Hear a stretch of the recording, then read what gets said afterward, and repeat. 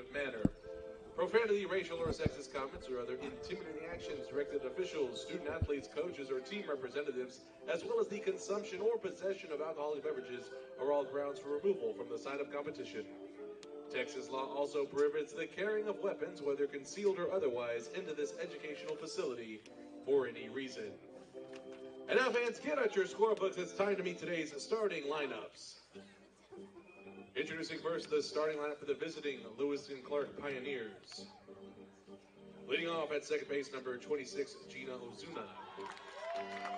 Batting second, the shortstop, number 2, Emily Patton. The designated player bats third, number 4, Harper Campanella. Batting cleanup, the catcher, number 20, Madi Alvarez. Batting fifth, the left fielder, number 33, Madison Scroggins. Batting sixth, the third baseman, number 18, McKenna Zender. Batting seventh, the first baseman, number 44, Abby Yamashita. Batting eighth, the right fielder, number 1, Katie Ingersoll. Batting ninth, the center fielder, number 6, Alyssa Huka. And in the pitcher circle for the Pioneers, number 15, Maggie O'Leary. The Pioneers are led by head coach Shauna Cyrus, who is assisted by Cheyenne Smith and Stephen Dardis.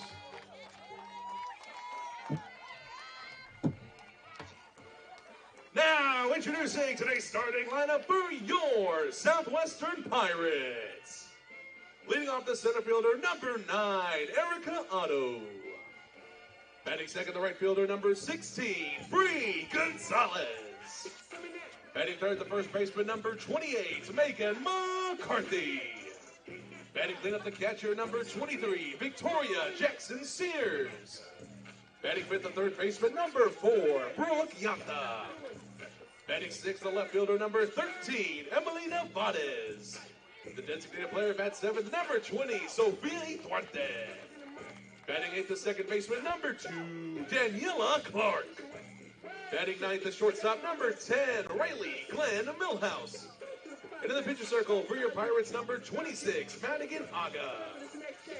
The Pirates are led by head coach Alexis Lynn, who is assisted by Murphy Williams. Ladies and gentlemen, your Southwestern Pirates. Now, would everyone please rise and remove your hats as we honor America with the playing of our national anthem.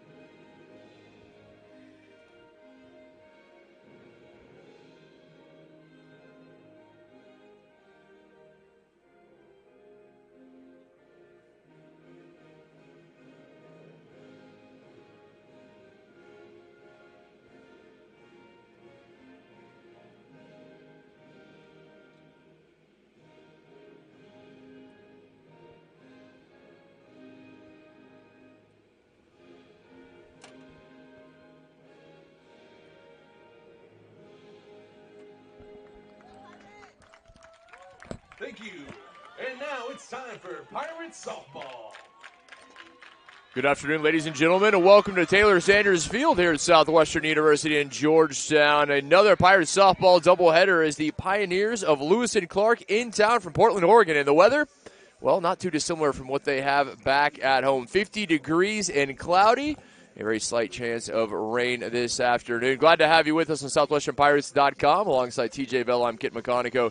Pirates still looking for that elusive first win of the season. Dropped a pair down at Concordia earlier this week, 7-3 and 9-1 in a doubleheader. Visitors just 1-1 on the season. Lone game against Bushnell University in Eugene 2 weeks ago, and they won the first 8-0 in 6, dropped the second 6-3. And as they will make their trip here to the Lone Star State, taking on Southwestern, Schreiner, and Trinity in that order. Southwestern with Sofia Ituerte in the circle is the freshman out of San Antonio, Madison, on the season. her 5th appearance. 16 and a third innings pitched. Has given up 24 hits, 16 runs, 12 earned. Has struck out 7 and walked 6. Southwestern went down in both their games against the Tornadoes midweek. And more often than not, that has been an issue for them, conceding the opening run, having to play from behind, and they do not want to do that today. The Pioneers, Gina Osuna, the second baseman, leads things off. Emily Patton, the shortstop, will follow. Harper Campanella, the designated player, will be in the 3-hole. Pioneers second baseman number 26, Gina Ozuna. We'll get you the Pirate defense after the opening offering from the Alamo City freshman. Very little breeze, flags in center field at their mast. So even though it is cool, wind not playing a factor outside. 1-0. The defense for Southwestern, Yatza on the hot corner. Riley Glenn Millhouse at short. Daniela Clark at second. Megan McCarthy at first. In the outfield, Emily Nevades in left. Erica Otto in center. Bree Gonzalez in right. Victoria Jackson Sears is the catcher. 2-0. And as we look at this Pirate squad that's out there today, kid, this is one of those squads that I think you could probably see starting in a few weeks against TLU once conference comes. A lot of these players that are out there today have shown a lot in regards to what they can do defensively as well as offensively. So this could be the Pirates team that you're seeing starting here in a few weeks for the first week of conference. Well, mark your calendar. That'll be the 15th, a Friday in March here at Taylor Sanders Field, as none other than the Bulldogs of TLU, top team in the preseason poll, come to town. We will have one game on Friday, a doubleheader on that Saturday, the 16th. Friday game starts at 4. And a hit by the pitch was Ozuna, not the way the Pirates wanted to start. And the Pio's second baseman aboard. Shortstop number 2, Emily Patton. And they'll bring the shortstop, Emily Patton, to the plate for the first time. Patton, the 5'3", sophomore righty out of Peoria, Arizona. And already, Kit, runner on, leadoff hitter on.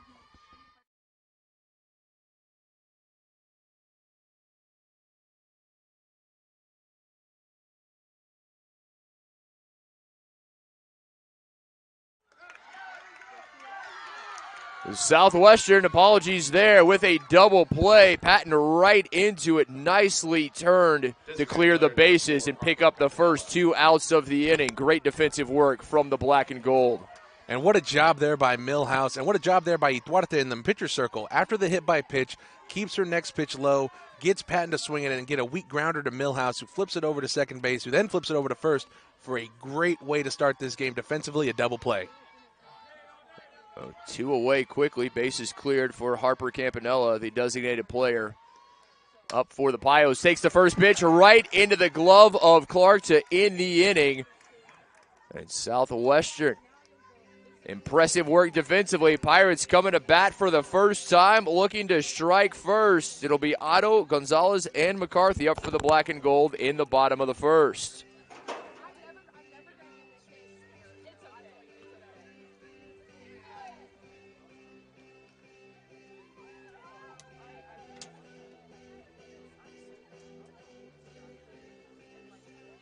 TJ, the visitors from South Portland, Oregon, in the Northwest Conference, led by 15th-year head coach Shauna Cyrus. She herself a former Oregon State Beaver, 3-time All-Pac-10 selection, her time there in Corvallis.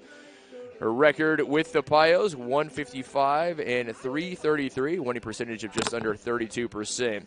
Cheyenne Smith, Stephen Dardis, and Caitlin Dindas are the assistants. In the circle to start for the visitors will be Maggie O'Leary, the 5'11" sophomore righty out of Kennewick, Washington, the Evergreen State native. Just her third appearance of the season, has a record of 1-0, 5 1/3 innings pitched. She's given up just a single hit, no runs. Has walked 2, struck out 5. Batters averaging a measly 0.59 against the senior righty. Now, Otto, Gonzalez, McCarthy leading things off. Defense did their job to a T for the Pirates in the top of the inning. Now what does third-year head coach Alexis Lenz offense have in store here? Otto at the plate, the junior lefty from Schulenburg. And one of the biggest issues for this Pirates offense right now, Kate, is that they just can't get runners on, especially early in contests. So right now, it's imperative that Erica Otto can find a way to get on and just allow her team to just find a way to bring her in. If the Pirates can get up early, they have never played with the lead so far this year. If they can get up early and put pressure on the other team, I think they can get their first win of the year here today. That's been the issue. Otto, a .261 average. This is her 15th at bat of the season. 1 run and 4 hits thus far. Watches it. Count evens at 1-1. And TJ, you said it really. That has been one of the main issues, the fact that they have had to play from behind in each of their 10 games this season. Difficult to get a victory if you're always having to play catch-up. No, it definitely does because it changes your pitching strategies. It changes your approach to the plate. If you can just get up early when it's 0-0 early in contests, it can change everything for you as a team, and it can build momentum and build your morale, which is so important, especially as we talked about it earlier with that first conference series against TLU coming up. We need to stack some wins here pretty soon. Yeah, the other thing that we have seen this season, Pirates leaving base runners aboard, particularly in scoring position. If you get them on, you have to bring them home. That has been a problem as this is fouled back, 1-2 now. And just the other day against Concordia, same thing happened. Very similar to what we saw last week against McMurray and Hardin-Simmons, like what you were just saying. Crucial opportunity, top of the 6th inning, game 1 against Concordia. Bases loaded, game tied, and we couldn't bring any runners in with only 1 out on the board. It's great that we're getting those reps, great that we're getting experience, but we need to start converting on these opportunities sooner rather than later. Down goes Otto, first out for the Pirates. Now Larry picks up her first K. Right fielder number 16, Bree Gonzalez. That'll bring Bree Gonzalez to the plate for the Pirates, the sophomore out of Andrews. Well, Gonzalez in, awaiting the initial offering. Gonzalez, this is her 17th at bat of the season, looking for just her 2nd hit. She has speed if she can get aboard. She has the speed, but something important to note, none of these lefties here that Coach Lynn has starting are slappers per se. They're a lot of power hitters. They can really drive the ball in the alley, so Coach Lynn really relying on that power here early, hoping that it can get her runners in scoring position to start this game. Pirates first baseman Megan McCarthy waiting on deck. Visitors leadoff batter hit by a pitch, but Pirates quickly remedy that, turning a double play to clear the bases.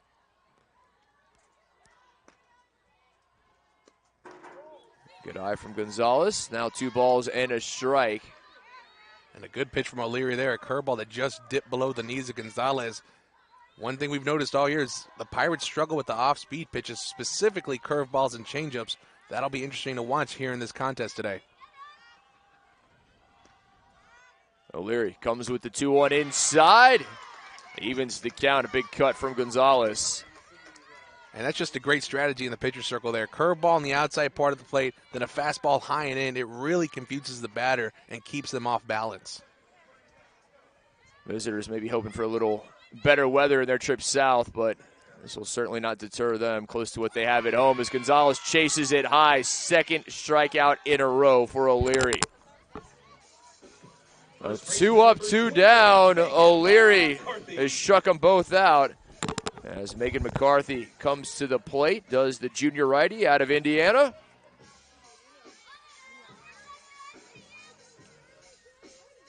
McCarthy, a .286 average.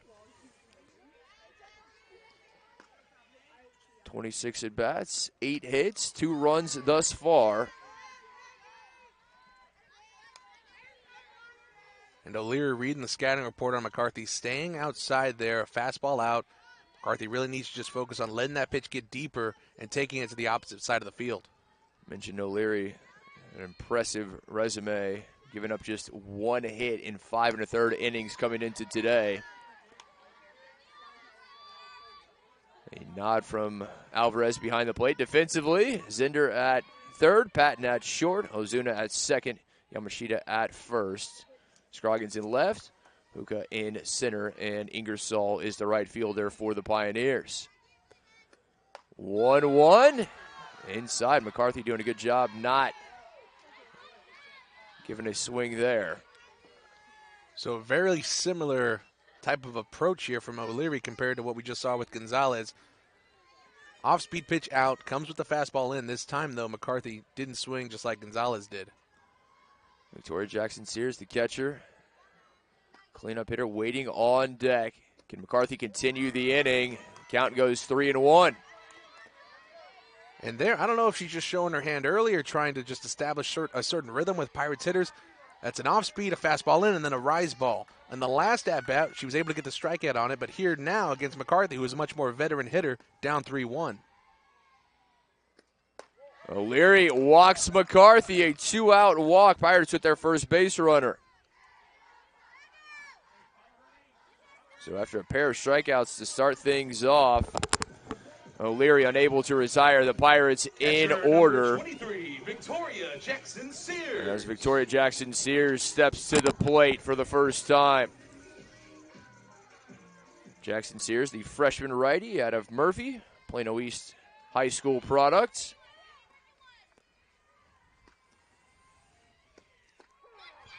Takes for strike one.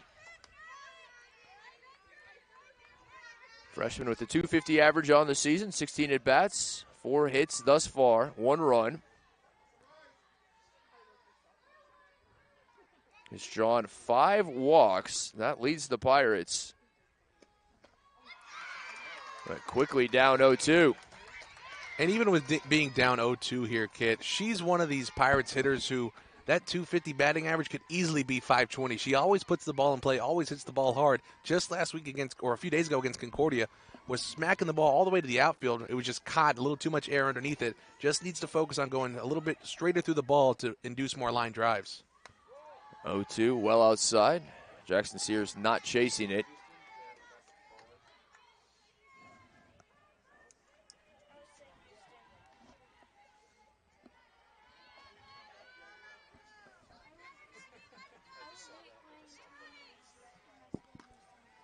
One aboard, 2 away, 1-2. Jackson-Sears down swinging. O'Leary able to battle back, picks up her third strikeout of the inning. Pirates leave 1 stranded through 1, scoreless between the Pirates and the Pioneers.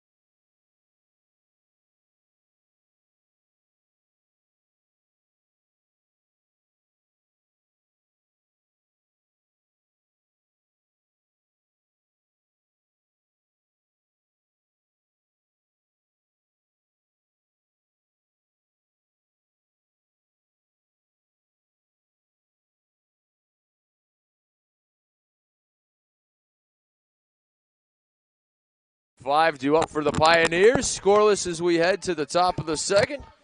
Catcher Mari Alvarez leading things off. The senior righty out of Fremont, California. Newark Memorial High School. Alvarez a .333 average. Started both games this season. Her 7th at bat has come up with 2 hits, 2 runs. Slugging .500 is the Golden State native.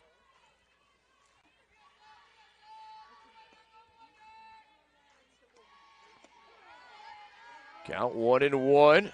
Scroggins, left fielder, waiting on deck. Zinder, the third baseman, to follow. And it's something we say all the time, Kid. We have to get the first batter out. That's something, when the Pirates can do that, they find themselves getting a lot more 1, 2, 3 innings, not letting runners score. If the Pirates can get this batter out here, should be a good inning defensively, and we get back in the bottom half, get the sticks going. And Pirates got the leadoff batter. Ozuna aboard, was hit by a pitch, ultimately able to remedy that with the double play immediately with Patton to follow. They do not want to have to rely on that. 2-1, lifted, high and foul, out of play.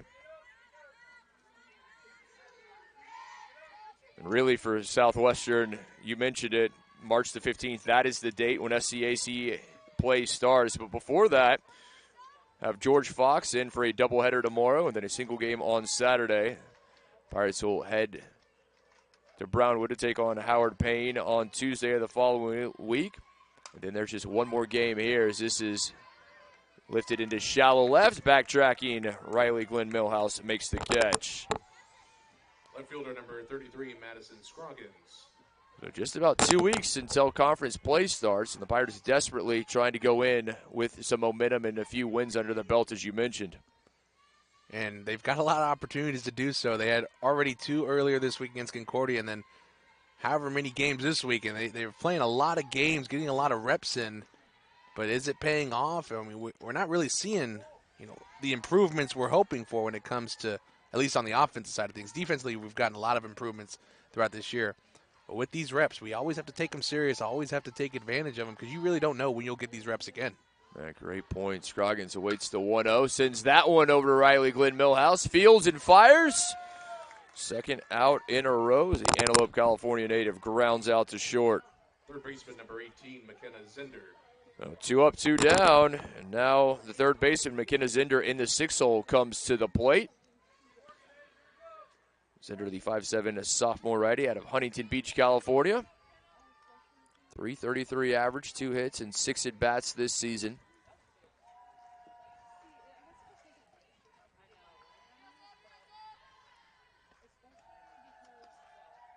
Zender fouls this one down the first base line. Pirates hoping for a 3 up, 3 down inning. And Sophia, so far on the mound, I'm liking the use of her off-speed pitches. Earlier on in the season was relying a lot on the fastball and the drop ball, but here today, and especially earlier this week against Concordia, leveraging a lot more changeup, leveraging her curveball, and it's keeping these hitters off balance. And we're seeing a lot more ground balls. We're seeing a lot more pop-ups that the Pirates can make plays on defensively. And Tuarte now ahead 0-2 in the count. Been an impressive start to the collegiate career for the young lady from San Antonio, Madison. Rewarded with the start today. You can see why. 0-2 outside. Zender with a good eye there. I mean, she was an MVP in her district in high school. She was a multi-sport athlete. We talked about this in the broadcast before. She's a competitor, and that's a big reason why Coach Lynn recruited her here. She expects her to be here all 4 years and make a really big impact on this program. He's already done so in just a few games in the circle. 2-2, count evens to Zender. Payo's first baseman, Abby Yamashita, waiting on deck. Zender's able to keep the inning alive. Zender underneath it. It'll stay in play. Glenn Millhouse there at short as the visitors go in order in the top of the second. Pirates, another opportunity to strike first as we head to the bottom.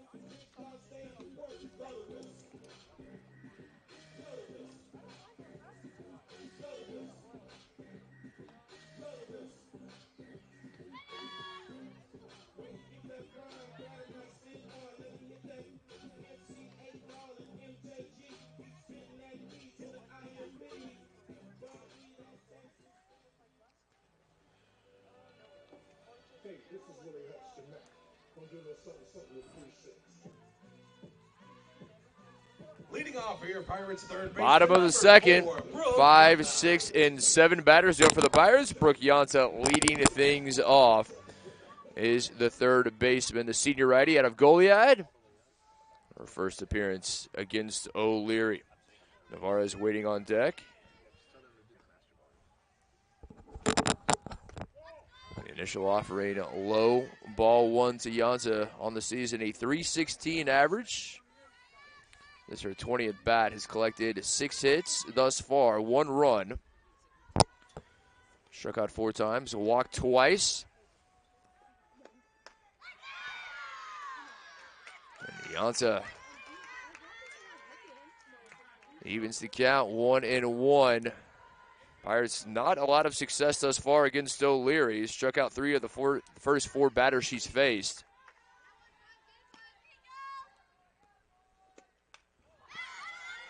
Fouled back, 1-2. And as Yanta, down 1-2 here, I will have to say, though, she's really gotten a lot better at the plate here in the past few games for the Pirates. Just a few days earlier, Concordia did a really good job waiting on pitches, driving them all across the field, and then when she's found her pitch on the inside, really turning on it and driving it down the left field line and moving in runs for this team. O'Leary will look over to her dugout. Comes with the 1-2, and Yanta goes down swinging, chased it outside. 4th strikeout for O'Leary. Left fielder number 13, Emily Nevarez. O'Leary came into this game with 5 strikeouts through 5 in the 3rd innings pitched. She's putting on an early display as Emily Nevarez, the left fielder, comes up for Southwestern, the sophomore righty out of San Antonio Warren. And the strikeout bug isn't something that the Pirates have had to deal with all year, kid. It's usually just popping up too much in most situations. But here today, O'Leary's showing a lot of stuff, a lot of dirty stuff at that. That's a great point. The Pirates just not able to put wood on the ball. Yeah, they've been able to put bat to ball, and not the case today. O'Leary, thus far, having her way, is the sophomore from the Evergreen State. Pirates still looking for their first hit. Just 1 base runner. McCarthy drew a walk in the first. Maybe an opportunity here from Nevarez. She waits to 2-0. Fouled off, 2-1. Nevarez a .125 average on the season. Just 1 hit and 8 at-bats.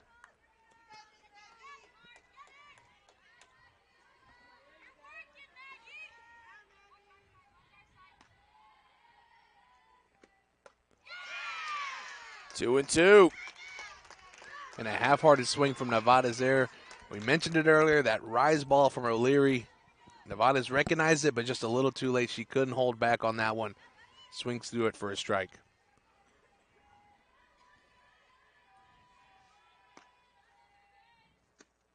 And Nevarez down swinging. 3rd strikeout in a row for O'Leary. Pitcher number Pirates 20, Sofia Duarte. Freshman pitcher Sofia Duarte comes to the plate looking to help her own cause and keep the inning alive for the black and gold. Southwestern falling to 30-year head coach Alexis Lynn's alma mater down in Austin. The Concordia is getting the better of the Pirates in those 2 games on Tuesday. Looking to bounce back here at home.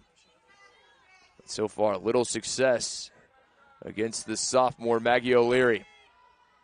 And if there's any silver lining to this game so far, it's Sophia on the mound, I guess you could say, just because of the fact that for the first time in what seems like forever, the Pirates able to get teams go 3 up, 3 down, get out of innings, and just make plays defensively. And that's all starts with Sophia and what she's doing in the pitcher circle.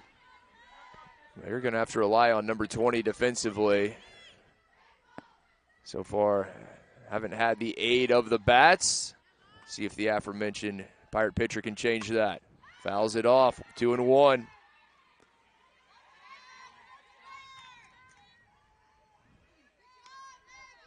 Second baseman Daniela Clark waiting on deck, hoping for a chance to hit in the inning. Another Alamo City product. So obviously Coach Lynn likes to recruit certain cities, right? There's some talent there in the Alamo City. Let's There be is. honest, there's a lot of talent in Central Texas. You don't have to go that far. And there's a lot of smart talent out there, too, that can – that's the one thing with Southwestern. You have to be a little bit smart. A little bit. You have to be a lot smart gonna say. to get in here And that's the good thing about this Central Texas and even South Texas town. They're very smart and they're very athletic and they're very willing to go to schools like Southwestern. Duarte fouls it off, and TJ's to your point, I've spoken with numerous Pirate coaches in numerous sports, and they said, to be honest, it's difficult to recruit here because not only do you have to find a capable athlete, but more importantly, they have to be a good student. No, 100%. It's a different type of athlete, different type of recruit that you have coming here. You think of other D3 schools that don't have the same academic standards that Southwestern has. It's a little easier for them to recruit, and it's a little easier for them to get kids to stay because as a student athlete here, you're putting so much effort in, not just in the playing fields, but in the classroom as well. Duarte able to draw the walk. Second walk issued thus far by O'Leary. Number 2, Daniela Clark. And for the second consecutive inning, Pirates with a runner aboard via the walk. What can they do with it as Clark comes to bat for the first time? The freshman righty out of St. Anthony in San Antonio. And Clark's one of these freshmen that really need to take advantage of the opportunities given to them. Right now, Callie Collier, someone that she's battling it out with at second base, not playing. She's a little bit hurt. Didn't play a few days ago against Concordia. So Daniela Clark getting a lot of opportunities here this week and needs to take advantage. Clark, a 167 average. 1 hit in 12 at-bats thus far.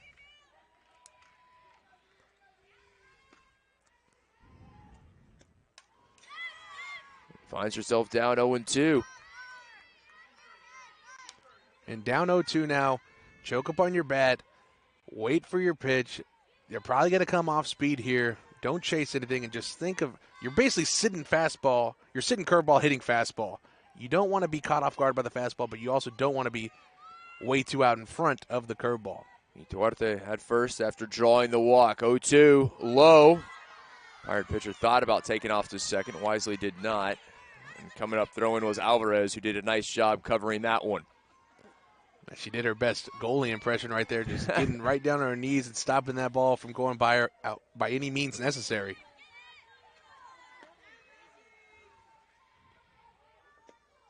1-2, up and away. And Clark with a good at bat here. Seen a few pitches as it moves to 2-2. And it's so important in these type of situations. Take a deep breath. Don't tense up. It's so hard not to tense up when you're down 0-2 like that. For her to come back even this count up is very impressive.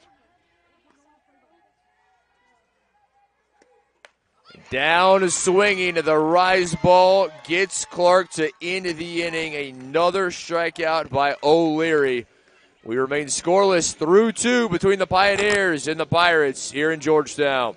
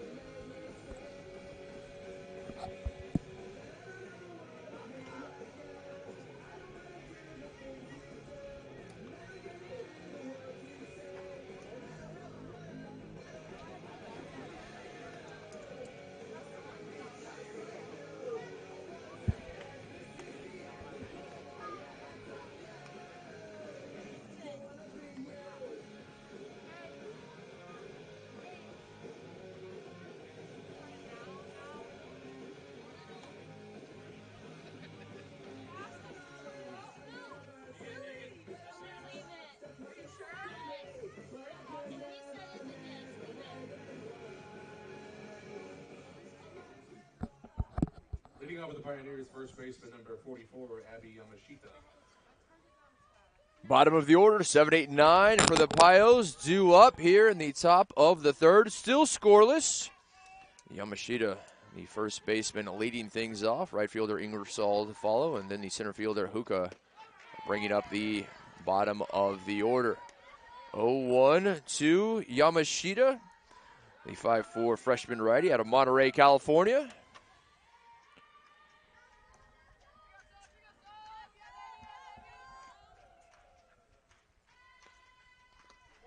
Inside, 1-1. Duarte has done a very good job thus far, able to retire the Pioneers in order in the second. After hitting the leadoff batter in the first, turned a double. She has not given up a hit thus far. In fact, neither pitcher has. It's been a pitcher's duel. 2-1. You ever heard the phrase, the ball looks like a beach ball? I think for both teams, they look like marbles out there. Can't hit the ball to save their lives, either team. No, two very good pitchers, both putting on impressive performances, both underclassmen, a freshman and a sophomore respectively, as Yamashita chases it low for strike two. And TJ, if this continues, it may just be a single hit that could be the difference in this ball game. And if that's the case, kid, that scares me a little bit, just because of this Pirates team. I mean, we don't know if we can get that hit, you know? And it's just one of those things that we don't know if Lewis and Clark can do that either. But as it stands, what we've seen offensively, that one hit has proven to be a little bit of an issue. McCarthy there to field the chopper to first for out number one. As Kenny Ingersoll comes to bat, the 5'9" junior lefty out of Bothell, Washington.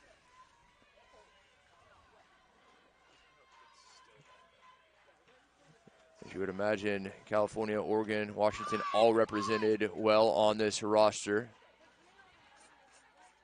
There's so much talent in California, particularly when it comes to softball. You will see them proliferating the rosters of pretty much every program in Oregon and Washington State. And I feel like that's something that people sleep on a little bit. I feel like when everyone thinks of that side of the U.S., you just think football, especially California. Yeah. There's a lot of talent when it comes to softball, when it comes to baseball. Not as much as Texas, but there's some talent.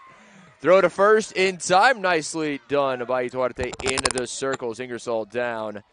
Out number two. Pirates looking to retire the visitors in order yet again at the bottom of the order. Coming up, represented by the center fielder, Alyssa Huka, the 5'2" senior out of Cupertino, California.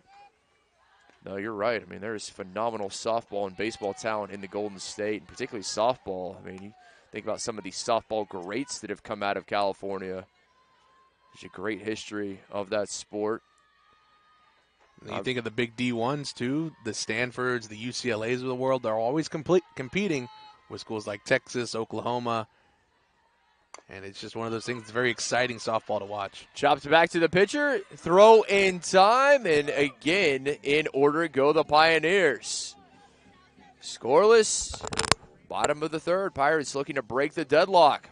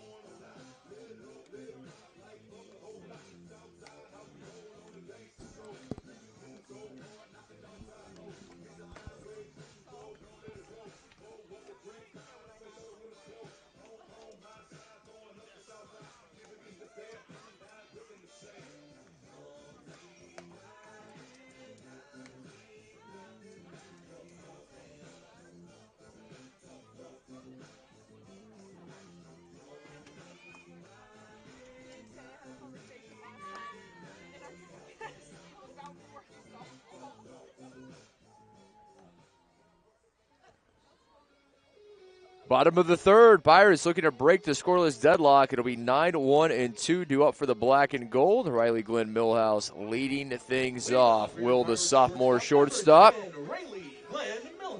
The Canyon Lake product digs in. Otto waiting on deck, representing the top of the order. Gonzalez to follow. Riley Glenn Millhouse, a .238 average this season. First time facing Maggie O'Leary. Pirates have gotten two aboard, one in the first, one in the second, both drawing walks. Neither pitcher has allowed a hit thus far. And if you watch Riley in the batter's box, you notice she has that big, wide open stance, almost as, big as Jeff Bagwell back in the day. One thing that Riley does really well is she brings that leg back in, loads it up, and is able to cover all parts of the plate and then spray the ball at all parts of the field when necessary. Pops it up. Yamashita traveling into foul territory to make the catch.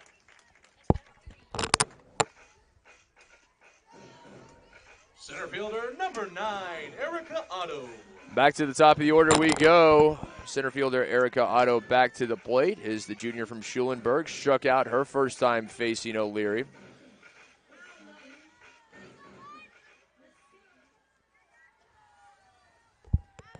Neither lineup has been able to crack the code that is the opposing hitter. There's a bunt laid down, and miscommunication coming in from first was Yamashita. Ozuna over to cover, and there was no one to field the bunt as Otto is safe at first. Just a perfectly placed bunt there, right between the first baseman and the pitcher. First baseman's coming up on the line, not expecting to have to move that far towards the circle to make a play on the ball. Just a great job by Erica putting that down and getting to first.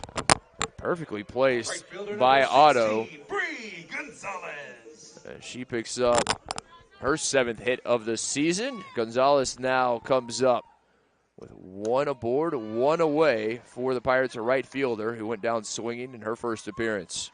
And to continue speaking on Otto really quickly, that's what makes her so dangerous. She has the speed and she has the power. She can rip one over the right fielder's head, and then she can put one down just like that and make it to first base. Very dangerous hitter and very great outfielder for this Pirates over her 3 years here at Southwestern. Runner takes off. There will be no throw from Alvarez behind the plate as Otto is easily into second for the first time today. There is a runner in scoring position. Sneaky fast, Kit. Sneaky fast. She's very tall. You don't expect her to steal bases like that, but she has that stride, almost like a giraffe out there. And second base and shortstop, no communication on their part. They didn't think Otto was going to go. That stride is deceptive. That length really covers ground quickly. It worked pretty well for a gentleman by the name of Usain Bolt, as I recall. Fairly fast at 6'5". I think you could beat him in a race. There's no chance. Oh, come on. Have some confidence. Maybe I could beat him out of a lazy boy, or into one, I should say, as Gonzalez evens the count at 2-2. What if I trip him for you? Now we're talking. See, I think if we trip him. I appreciate that. Remember when that Segway ran over him? I think I could do that. Maybe the only thing that'll slow him down. Otto at second after the bunt single and the stolen base. Gonzalez awaits the 2-2. Just off the mark. Good eye from Gonzalez. And here in this situation here, Gonzalez really wants to focus on pulling the ball, keeping it on the ground, advancing Erica Otto on second over to third if she can. Anything to the left side doesn't really help us right now. 1 hit thus far combined as Otto fouls this out of play and count full. And technically that hit didn't even leave the infield because it was Erica Otto's bunt single. That's exactly right. And the way this is shaping up, as we mentioned, TJ, 1 hit, 1 run, and Otto has the lone hit thus far. Can they bring her in as the first run? How does O'Leary respond? First blemish on her record. Gonzalez able to stay alive. Another foul.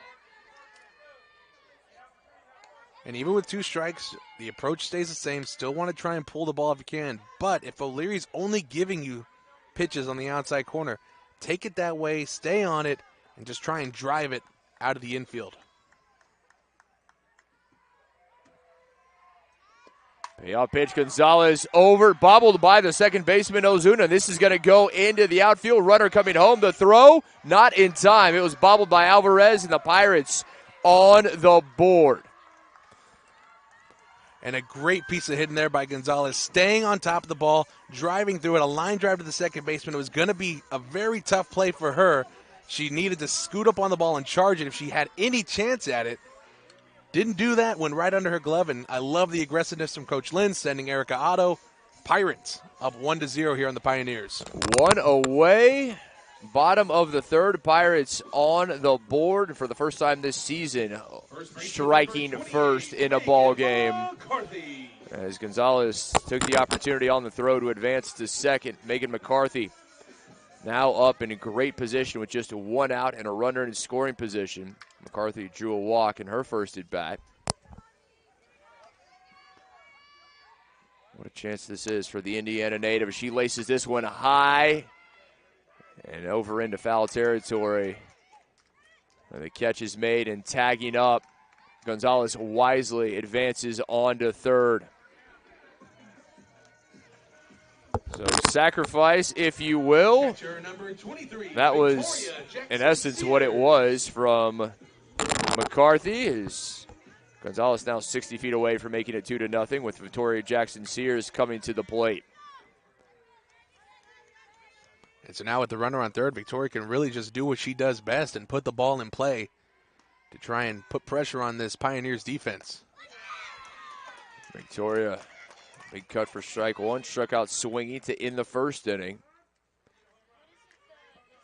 And she will step out. A few words with her head coach, Alexis Lynn. And I think here, Coach Lynn's just reminding her, you don't have to do too much here. Stay within yourself. Don't try and put the ball over the fence. You know, she had that home run in her first at-bat, and especially as a freshman, when you have that kind of experience, it gets very difficult to not want to put everything over the fence. You know, when I was watching Barry Bonds and the home run chase back in, 2000, what was it, 8 or 9, I wanted to put every ball over the fence too, but I knew for me that wasn't the case. For Victoria, she definitely could, but right now her team just needs a hit in the outfield to move this runner in and extend their lead. And sometimes as a player, that may not be the best thing that your first hit goes yard, because then, as you said, you expect everyone after that. And as a coach, you're going to have to temper expectations and say, you've got to hit by the situations you mentioned. Situation here, she just needs to put it in play. It's like a quarterback that throws a touchdown on his first pass. It's like a basketball player that shoots a three-pointer and makes it on his first shot. And it's like a ping pong player who gets an ace on their first serve. It's very difficult to stay with it and stay within yourself and just play your game after experiencing success like that. Jackson-Sears finds herself behind 0-2 with 2 away. Still Gonzalez there at third. Pirates looking to extend this lead. They've left 2 runners aboard through 2 innings. It's been an Achilles heel of the black and gold this season.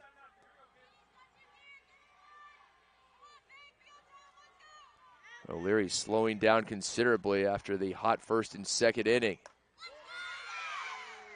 And just off the mark there, O'Leary narrowly missing on strike, what would have been strike 3.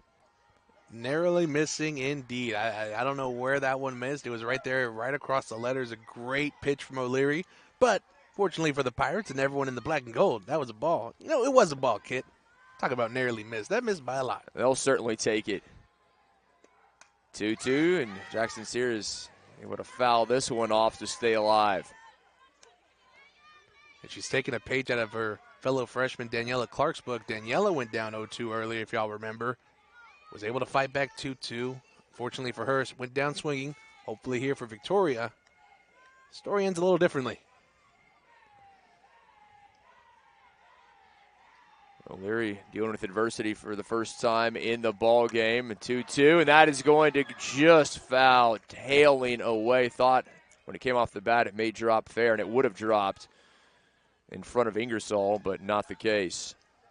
And so far in this at-bat, Victoria's getting her timing, kid. Was swinging and missing on a few pitches, fouled other pitch back behind us, and then that one there got the timing a little bit better and almost dropped one in fair.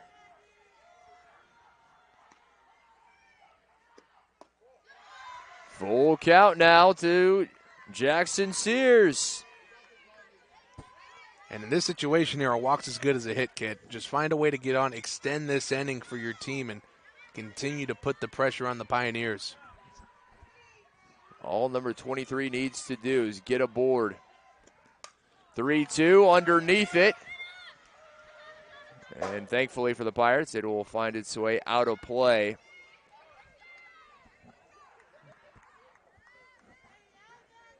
With no wind today, you never know what's going to happen on pop-ups like that high up in the air, and we can't really tell with this awning right in front of us if that was going to stay in or go foul, but it was well foul. Pirates fans exhorting at number 23 to get aboard. watches it low, and she does via the walk. Inning stays alive with runners on the corners for Southwestern. Third baseman number 4, Brooke Yanta. Oh, Yanta comes up. That insurance run at Gonzalez still just 60 feet away. And now Jackson Sears on as well. Yanta struck out swinging to lead off the second. What can she do here? First and third situation here, even with 2 outs, never know what the Pirates and Coach Lynn may do. They may get aggressive here and try and just get Jackson Sears in a pickle that would allow enough time for Gonzalez to score. Initial offering is up and away.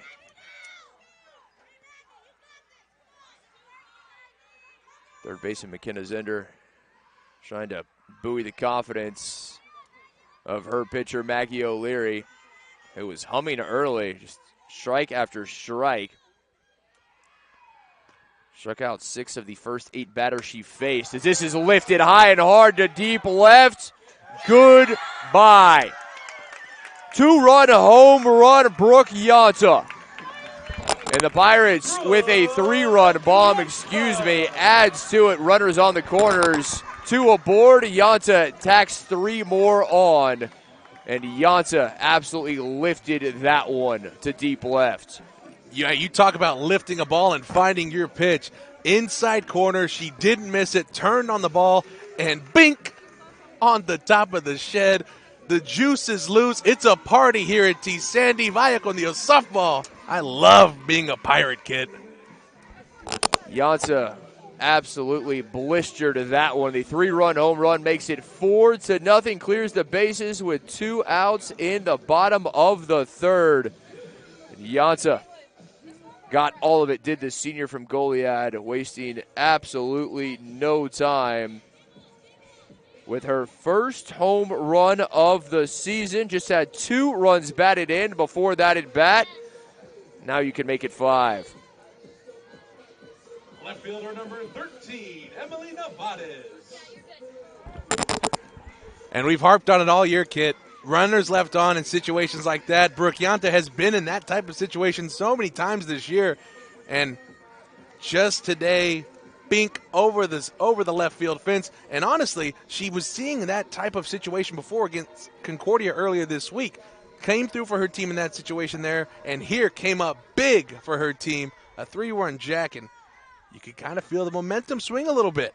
DJ took the words right out of my mouth. Pirates in danger of leaving more runners stranded with 2 outs. Yanta not allowing that to happen. Not only did they clear the bases, but they add to this early lead. Something they have not been able to do is get ahead of teams.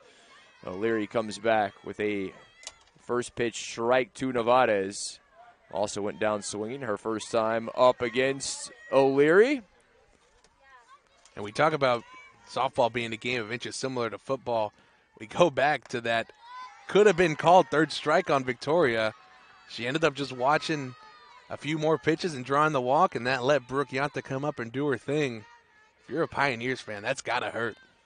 No doubt. We'll see how the black and orange are able to respond. But right now it is the black and gold putting their stamp on this one early. In for strike 2. Now 1-2 to Navades. O'Leary looking to battle back to keep the damage to a minimum here in the inning. But the damage has been done. The 3-run bomb from Yanta. And Pirates would very much like to continue this. Something else we've talked about for the Southwestern is doing damage with 2 outs. Their opponents have done that against them. Pirates have not been able to follow suit, but they're doing so here today. And they're doing a really good job. I mean, it's just fighting off these 2 strike counts, making sure that you're staying alive and just putting the ball in play. Early on in this game, we were striking out like crazy. It kind of seemed like no one could put the bat on the ball. Here in this inning, bottom of the third, all of that changed. No one has struck out so far, even with being down 2 strikes multiple times. Just a great approach at the plate, and we talked about it before.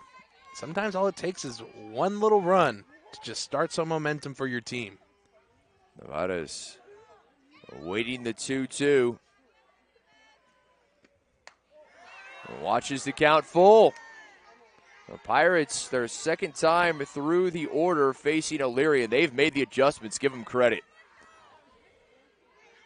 And they realized, okay, O'Leary's going to have all these off-speed pitches. A lot of the ones they were swinging at weren't strikes. If you recognize the pitch early, don't swing at it. If you know it's not going to be a strike, just let it go.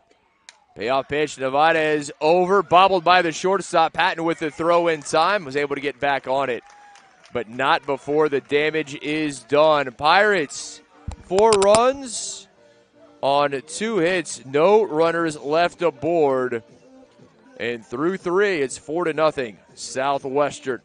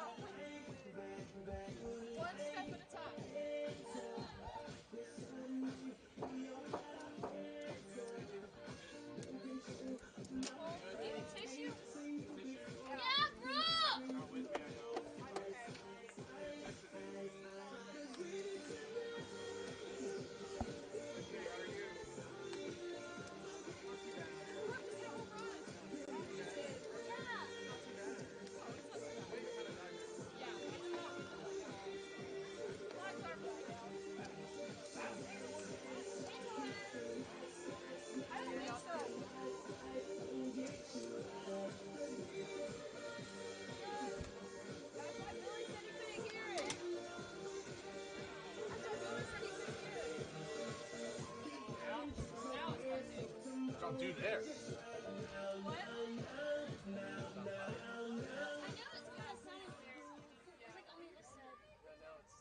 Leading off for the Pioneers, second baseman number 26, Gino Zuna.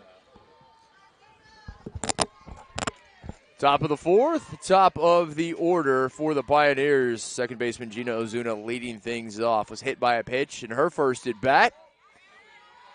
Quick 1-0 to Ozuna. The Pirates doing damage, 4 runs on 2 hits in the bottom of the 3rd as they take the lead. And now the Pioneers looking to respond, but they have not been able to find anything on Sofia Duarte. She has been outstanding, the freshman from San Antonio, not giving up a hit thus far. And now, second time through the lineup, we have the top of the lineup here for the Pioneers. For Sofia, your strategy really remains the same. Keep your off-speed pitches going.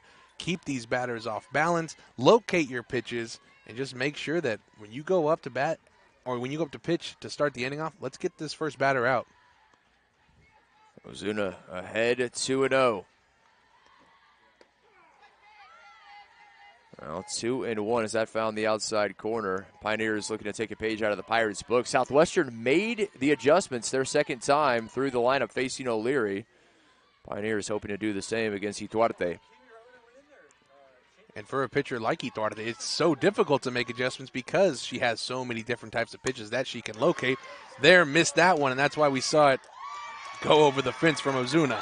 Lead off home run for Ozuna, and the visitors respond in the top of the 4th. Ozuna sends that one over the right center field wall and cut the lead to 3. Ozuna with her first home run of the season. A nice response there for the visitors, the sophomore from Pittsburgh, California. One thing I will say, kid, is that even after the Pirates put up 4 in the previous half inning, the energy from the Pioneers never wavered. I mean, their defense, when they were out, they were still supporting O'Leary. They were still clamoring for her to finish the inning strong, and maybe it trickled into this inning here. Ozuna starting off with the leadoff homer in the top of the 4th. Energy is a weird thing. Just here in Texas, we know that. Yeah, right you are. Unfortunately, we know that all too well, literally and figuratively, as Patton watches that one in to even the count 1-1. The Arizona sophomore grounded into a double play in her first at bat. I'd like to say hello to all of you listening, wherever you may be joining us from, particularly those of you in the Bluegrass State. Glad to have you with us as Patton sends this past to diving Clark at second. And a pair of hits from the Pioneers. They're looking to mount the comeback. Impressive stuff in this back-and-forth battle today in Georgetown. Who's listening in Kentucky, kid? The question is, are the fans in the Bluegrass State, are they blue or red? Are they Louisville or are they UK? That's really the only question when it comes to Kentucky, my friend. It doesn't matter because when it comes to ACC play, Miami's got them all beat. So who cares? Low and in. Campanella takes the initial offering for a ball. Lined out to second to end the first. But the visitors, give them credit. A quick and emphatic response. And Coach Lynn wants to have a chat with her infield. She just wants to come out here, play a little bit of damage control, just calm her freshman pitcher down, and remind her defense, too, of this situation. Hey, no outs, fourth and second. Let's just be strong with the ball. We've gotten a double play before here in this game. Let's do it again. It's something that the third-year head coach here at Southwestern, she knows what to do. She knows her team can respond. Now it's all about just doing it here in the next few batters. That's it. Just getting back to the plate, keeping it a 3-run lead. Not allowing the visitors to creep closer back into this one. Still a lot of softball remaining. In fact, an entirely second game for you. We're being told that our friends there in the Bluegrass State, it is all blue all the time. There's no red there. See our friends there as their allegiances toward the Lexington side. Can't argue with that. I'm old enough to remember Jamal Mashburn, Tony Delk, and those guys. I mean, those were, I'm aging myself a bit, but you talk about some basketball players and obviously the many that came before them and the many after. But those, they definitely made an impression on me as a young man. Yeah, you were definitely showing your age right there, kid, because I don't remember any of those guys. If you don't remember Jamal Mashburn, you are missing out. A lot of people remember his NBA career, but this is sent to deep right and dropped off the glove of Gonzalez. Couldn't come up with it cleanly.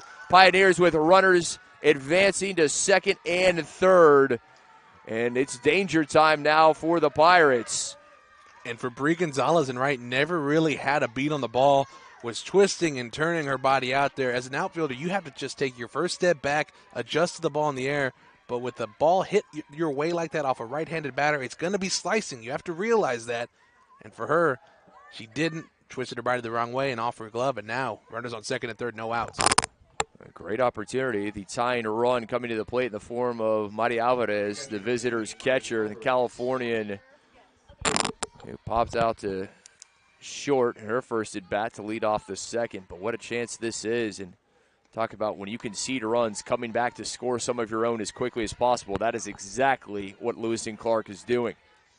Well, it's something we've talked about, too, and we've mentioned. We've never had the lead. We don't know how to play with the lead. And, people may think it's easy just to play with the 4-run lead. It's not. It's a different type of mindset. We talk about when you're down, your strategy changes. When you're up, your strategy changes, too. You're playing for outs most of the time, changing up your pitches here and there. When the pressure gets put on you like it is right now on this Pirates team, how do you respond defensively and in the pitcher circle? And we're going to find out here in a few pitches. We are indeed. As Alvarez finds herself down in the count 0-2. Pirates still trying to collect the first out of the inning. Pioneers at first and second. Alvarez watches it outside. Ball one. To age myself further for you, TJ, I watched the University of Kentucky Wildcats win the 1998 National Championship over Utah in the Alamo Dome in San Antonio. Was Coach Calamari still there? Oh, man, those are fighting words, my friend, for our friends there in the Bluegrass State. I don't make many friends with these broadcasts, kid. No, you're all about throwing the blows. I'll give you credit for that one. Shots fired coming from TJ Vela. He's a lot bigger than I am, so I try to stay on his good side. 2-2 inside off the hands, and Yanta had no chance to come in from third to make the grab. So you are aging yourself there, because when was Utah ever good? That was a good Utah team. Rick Oops. Majerus. That just sounds like a 2K created player right there, kid. Was the head coach, but I digress. Down swinging goes Alvarez. Big strikeout for Duarte. Left fielder number 33, Madison Scroggins. Duarte picks up her first strikeout of the ball game. As good as she's been, it has not been striking the batters out. She's let them ground out and fly out. Her defense doing the work there as now Madison Scroggins comes to the plate.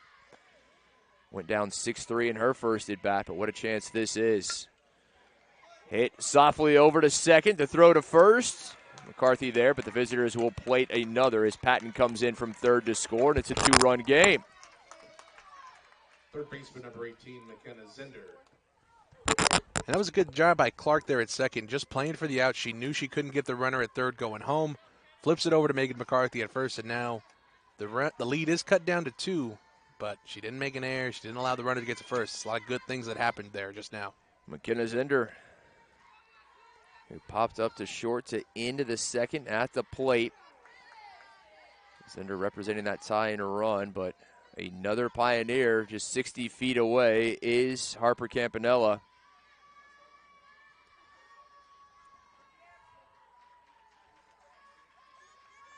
Duarte trying to get out of this one, just conceding the 2.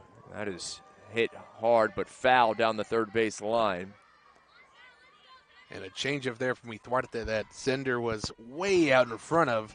That's the same pitch that she was able to get Alvarez swinging on twice. But there, Zender must have been watching in the dugout in the hole. Just a little bit too out in front of that one. Big at bat here. 2 away. Duarte ahead in the count, 0-2. Yamashita waiting on deck. Off the end of the bat, over to second. Clark there to end the inning. But the visitors able to find their first runs of the ball game, and they cut it to a 2-run game, 4-2 Pirates. So we head to the bottom of the 4th.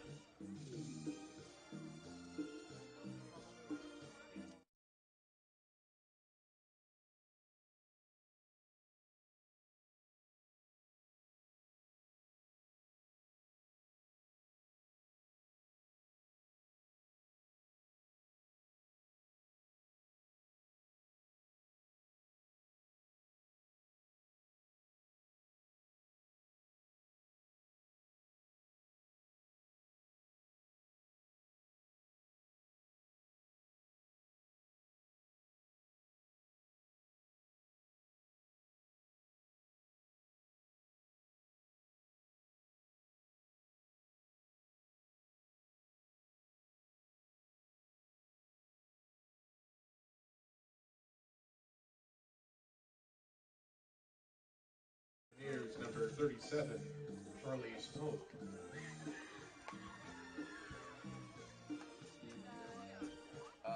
Is that 27 or 37? 37. Okay, I think that's Garcia.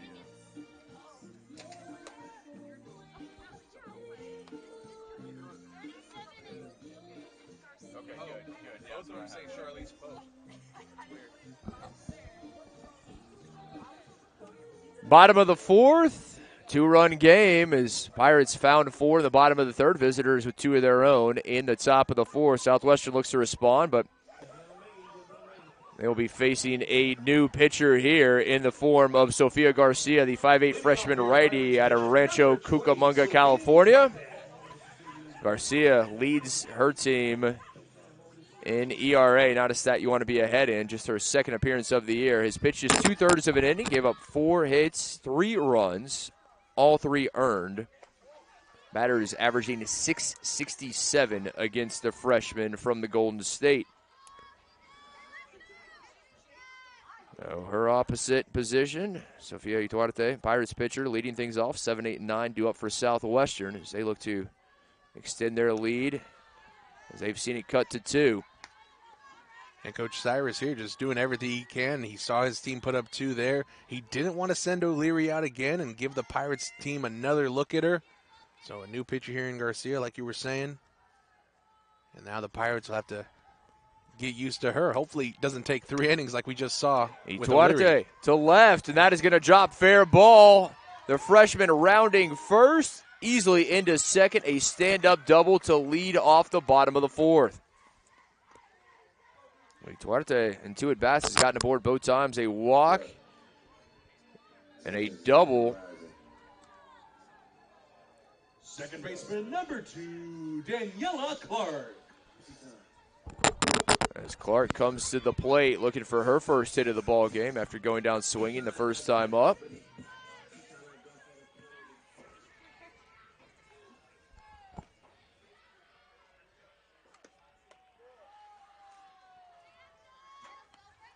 Southwestern, you have a feeling that that 4-run third inning gave them a huge boost of confidence. We'll see if they can use that here in the bottom of the fourth.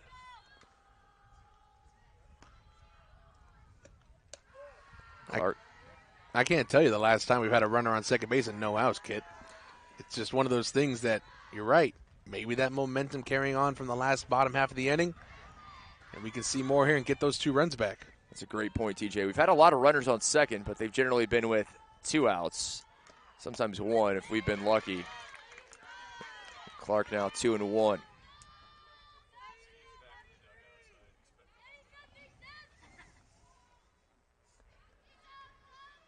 Riley Glenn Millhouse representing the bottom of the order, waiting on deck. As Clark waits the 2-1. Clark just fouled down the third base line. And I'm kind of surprised here with no outs, runner on second. Coach Lynn really likes to play small ball. Surprised she's not having Clark at least put a bunt down to try and move Sophia over and give ourselves a few opportunities to bring in a runner from third.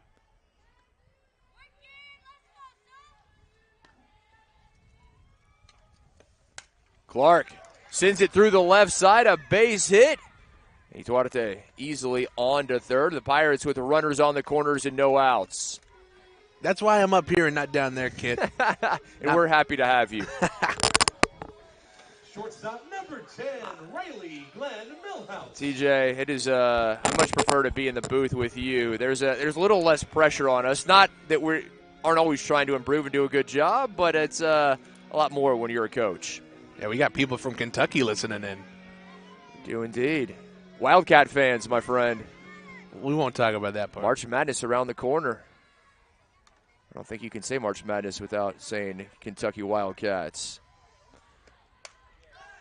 This is sent into dead center and into the glove of Hookah. And Duarte electing not to test the arm of the center fielder. So 1 away, still runners on the corners. As we head back to the top of the order with Erica Otto. And Hookah had to put a perfect throw in there, and she did. And I think Sophia really wanted to go there, and Coach Lynn just brought her back when she saw how good of that throw was from Hookah in center. I think that was a wise decision. Hookah came up, cocked, and put that one on the money. Runner takes off to second. Trying to entice the throw, see if they could get Ituarte home. Could not, and back to first goes Clark. A perfectly executed first to third there play. Getting the throw at second, running the runner at first back to first, and then keeping the runner at third. You couldn't plan it any better for your Coach Cyrus and the Pioneers. Otto 1 for 2, a strikeout and a bunt single. Also stole a base. Another go at it for Clark and the Pirates. Clark trying to make a nuisance of herself. Ozuna doing a good job just walking her back to the bag, eyes fixed on Ituarte at third the whole time. And again, another perfectly executed play. This time we're seeing the second baseman Ozuna run to Clark all the way back, even with Coach Lynn just telling Clark, go. She just wants Clark to go and just try and make it to second and just try to mix it up and put the pressure on this Pioneers defense. 1 out for the Pirates. The count now 3-0 to Otto. It seems like the mind games, as much as we were trying to mess with the defense of the Pioneers, messing with the pitching a little bit. 3-0 count here to Otto now. All right, you are. Get a new pitcher in the form of Sofia Garcia. Ball 4, walks Otto to load the bases. So Otto walked on 4 pitches, and now it is danger time for Garcia and the Pioneers. Bases juiced for Southwestern, just a single out. And Bree Gonzalez in the 2-hole coming to the plate. Bree Gonzalez. And what a chance this is for the Pirates to really break this open in the bottom of the 4th.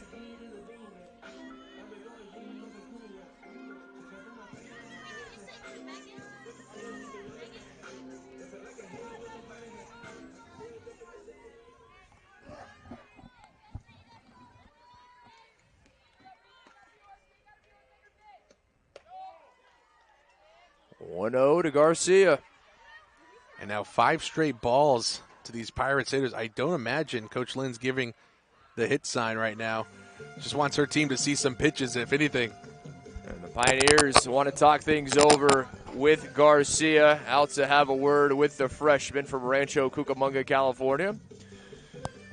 Again, we remind you, this is game 1 of 2 in today's doubleheader. We'll also have another doubleheader for you tomorrow. Another foe from Oregon down to face the Pirates. Tomorrow it'll be George Fox. Games at 3 and 5. And then just a single game for you on Saturday. It'll be a 2 p.m. start time here at Taylor Sanders Field.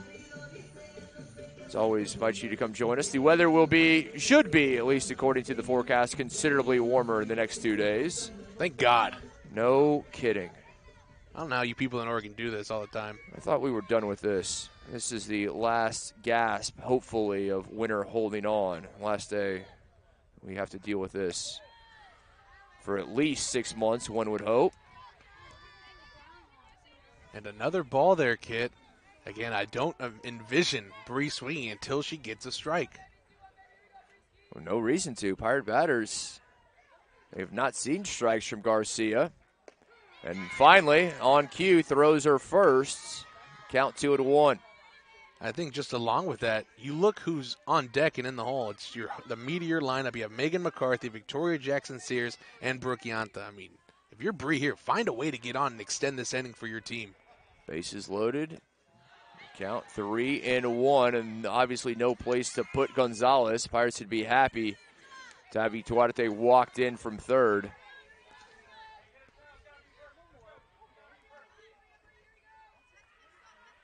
And the visitors just 2 games thus far, 1-1. They split a series down in Eugene with Bushnell University.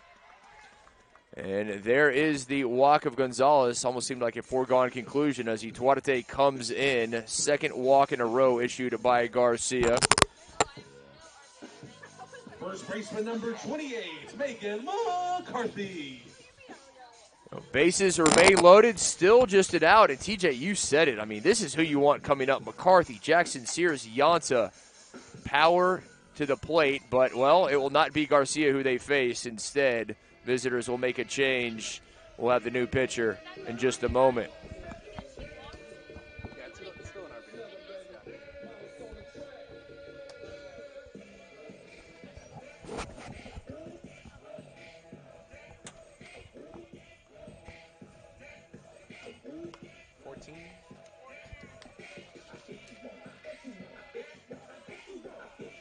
Your attention, please. Now pitching for the Pioneers, number 14, Ryan Jurish. So Garcia came on in replacement of Maggie O'Leary. Saw just 5 batters did Garcia before being replaced. It'll be Ryan Jurish, the 5'9" freshman righty out of Reno, Nevada, who comes on. Jurish, her first pitching appearance of the season for the visitors. Not seen any time in the circle thus far, so no stats for the freshman. Tough spot to be put in for your debut, Kit. Collegiate debut, and this is between a rock and a hard place, putting it mildly with just 1 out. Bases juiced and trailing by 3 here in the bottom of the 4th. And not only that, but as we said, facing the meat of the Pirates' order, McCarthy at the plate, Jackson Sears waiting on deck, and doesn't get a whole lot easier with Yanta, who had a 3-run bomb in her last at bat to follow. Jurish needs to live outside here if she even wants to think about getting a Pirate out in this situation, and that Pirate being Megan McCarthy. But down 2-0 now, it's going to be very tough to live on the outside corner. She's going to have to come over the heart of the plate, and that's where Megan McCarthy makes her money and is very dangerous. McCarthy came into this game a .308 average, 8 hits and 26 at-bats. 3 runs batted in, has drawn 2 walks, struck out 3 times for the Indiana native. Today, a walk and a sacrifice fly in her 2 at-bats.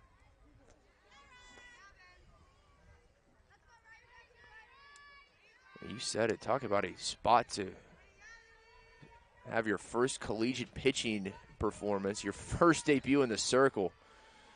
I don't know that this is how Coach Cyrus drew it up for Jurish, but what can she do? Up and in, 3-0. There's an old saying, if you're scared, go to church. You just got to compete in a situation like this. Your coach obviously trusts you enough to recruit you there. That means they're going to put you in spots like this against tough hitting for this Pirates team. 3-0, and the Reno product goes low, ball 4, and another run walked in. Catcher number 23, Victoria Jackson Sears. Pirates on top by 4, 6-2. Bases still loaded. Still just a single out. As Pirates catcher Victoria Jackson Sears comes up, 1 for 2, a strikeout swinging to end the first, and drew a walk on a full count back in the third. Your attention, please. We have a pinch runner for McCarthy as Ashton Aldretti, the sophomore out of Deer Park, comes on. You know what the Deer Park mascot is, TJ? Is it a deer? Well done, my friend. Well done. See? Mama didn't raise no fool. One at a time. The alma mater of one Andy Pettit, by the way. Oh, really? Yes, sir. Oh, I would have never known that. That's my boy. I don't know him personally, but that's my boy.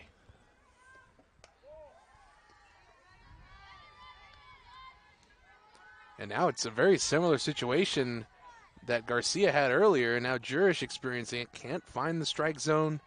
Don't think the Pirates are going to swing until they get a strike thrown against them. There it is. That one finding the outside corner. Hopefully for the Pioneers and their fans, that buoys the spirits of the freshman hurler. Been a tough debut to her collegiate career. Outside, 2-1. Good work from Alvarez behind the plate. And it's tough because you know you have to hit the plate, you know you have to cross the strike zone, but with these Pirates, it's so difficult, especially with the 3, 4, 5 hitters due up here for the Pirates. Yanta waiting on deck. Jackson Sears able to lay off it, and the count goes 3-1. She likes those high pitches, Kit. It took a lot to get her to lay off of that one. I've been impressed with the patience of the freshman catcher in this at-bat.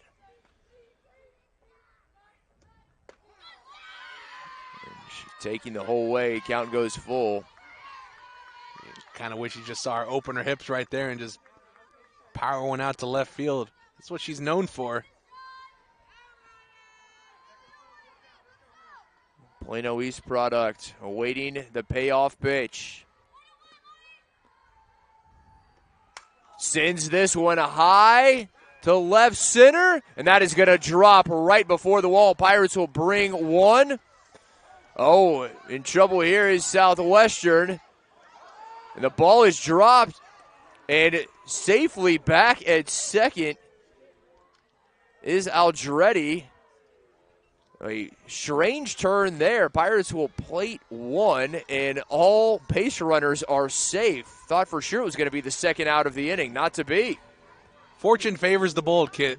And somehow, someway, we got a little lucky there because Aldretti was dead in the water. Was indeed. The Pirates will take it. Baseman number 4, Brooke Yanta. Another run. That'll make it 7-2 Pirates. And Yanta to the plate. This is not who you want to see if you're Jurish and the Pioneers. Last time Yanta was up, lifted it high and hard over the left field fence for a 3-run bomb. And if you're Jurish here, just stay outside as much as you can. 1 run on a walk is better than 4 on a ball over the fence. Chopped foul, 1-1 now to Yanta. Coach Lynn, a few words with our home plate umpire.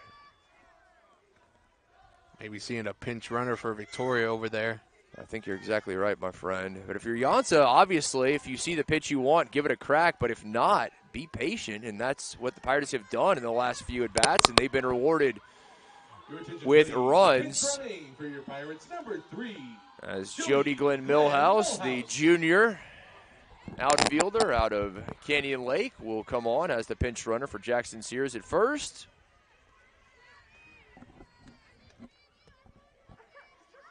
And one thing that just feels different today, Kit, obviously the runs on the board, the hits, it's something that we haven't seen this year so far. The energy in the Southwestern dugout, I haven't really heard them all year. When we're out there batting, they're cheering for their teammates. Here today, they've been cheering all game long. They're making a lot of noise, and you can feel it. You can just feel that energy from them, and it's infectious. And we can see it in the batter's box today. All right, you are. And I think getting ahead in this game, something they've not been able to do all season, has really helped them as Yanta lifts that one right into the glove of Patton at short for out number 2. Left fielder number 13, Emily Nevarez. Bases remained juiced as Nevarez comes to the plate with 2 away. A strikeout and a ground out in her 2 at-bats today. Went down swinging in the second. Grounded out to short to end the third.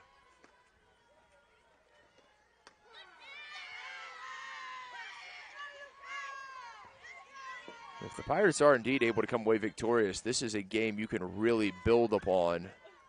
They've been in so many close games this season, games that by all accounts they should have come away with a win. They just haven't been able to yet. Still a lot remaining here in game 1. No doubt, kid. I mean, the Pirates can really have at least 3 to 4 wins on their resume so far this year. Just in certain situations, weren't able to come through. But here today, they've been able to do so, and hopefully, especially as we start the long homestand here this weekend, this can build some momentum and get things rolling for them. And hoping to welcome these teams from Oregon down here and hand them losses all. That is the goal, and send them on their way. Maybe get some good barbecue in the process. I think they should. Be a bit of a consolation prize there. There you go. Hand you an L and get some good barbecue while you're at it. I think that's a fair trade-off.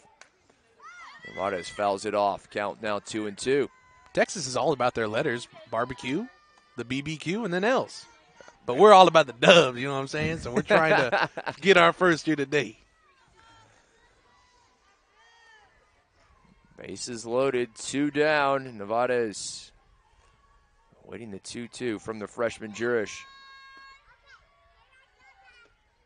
Nevarez down, swinging, a big strikeout for Jurish to end the inning as the Pirates able to find 3, but they leave 3 on through 4. 7-2, Pirates on top.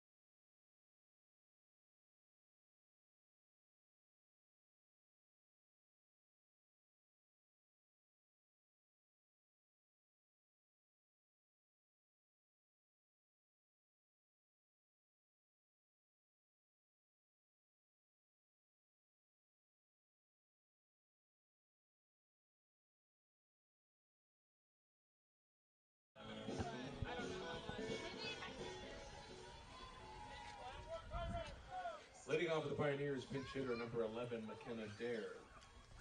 Top of the 5th. It'll be the bottom of the order, 7, 8, and 9 up for the visitors. A pinch hitter leading things off in the form of McKenna Dare. So back in the circle, Sofia Duarte, her 5th inning of work. She's given up 2 runs on 2 hits, both coming in the top of the 4th. Pirates with this 5-run lead over the visitors from Oregon. They're the freshman out of Sparks, Nevada, up for the first time in the ball game. TJ, you and I informed between innings some shots being fired at America's team, and we're not going to stand for that here on this broadcast, my friend. All I know is no one cares about football in Kentucky. No one cares about Coach Calamari. So it's all about, when we think about football, especially America's team, the Dallas Cowboys. They're fans of football. They're just fans of a team not in their state. They like the Bengals. Not that far across the river, but you get the point. They have a long-distance relationship with their favorite football team. That's crazy. There's a reason that 25% of all NFL merchandise sold is of one team. It happens to be America's team. 3-1 now, the count. Dare in place of Yamashita. And she will draw the walk. Does a good job. A lead-off walk there from McKenna Dare, the freshman out of Nevada. Does her job to a T. And for the second consecutive inning, the visitor is able to get a runner aboard. As Katie Ingersoll, the right fielder, comes up. This is really when the Pirates defense needs to clamp down. Ingersoll lifts this one into left. Coming in, Nevades makes the catch. Nicely done. Center fielder number 6, Alyssa Huka. And just a good job there by Nevada's in left. First step back. Once she saw it was a little blooper, ran right up on it, extended her arm out, made a great catch on the ball. Center fielder Alyssa Huka, representing the bottom of the order, comes up. Grounded out to the pitcher. And her only at bat back in the 3rd to end the inning. The Cupertino senior ahead 1-0.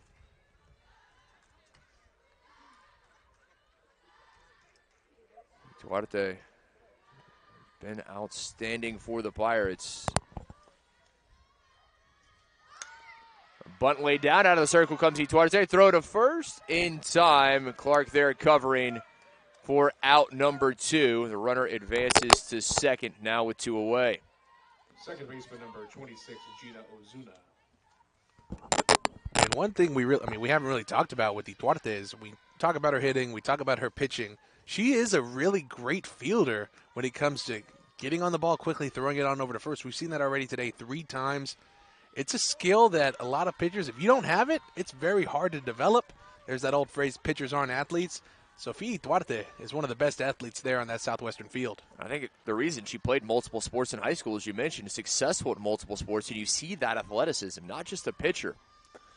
Ozuna ahead in the count 2-0. Pirates need to be careful. Last time Ozuna was up, had a leadoff home run over the right center field wall. That was the first run of the ball game for the visitors. They do not want her to duplicate, particularly with a runner at second. Ozuna hits that one over the head of Riley Glenn Millhouse at short. Runner comes in and will score from second.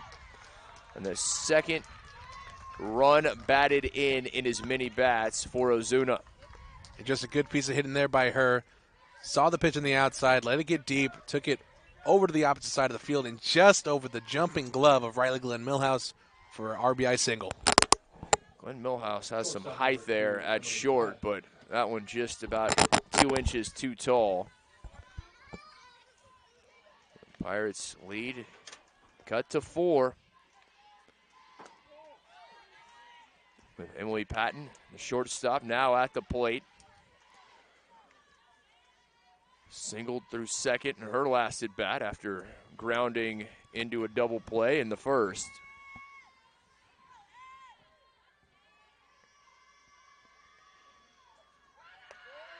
Runner takes off. The throw not in time as Glenn Millhouse came over to cover. Just good speed by Ozuna there. Sears trying to throw it down on her knees. You kind of wish she popped up there and threw it in a crouched position just so she can get it there on a line and let Riley Glenn Millhouse catch it and easily apply the tag. Ozuna with her first stolen base on her first attempt of the season.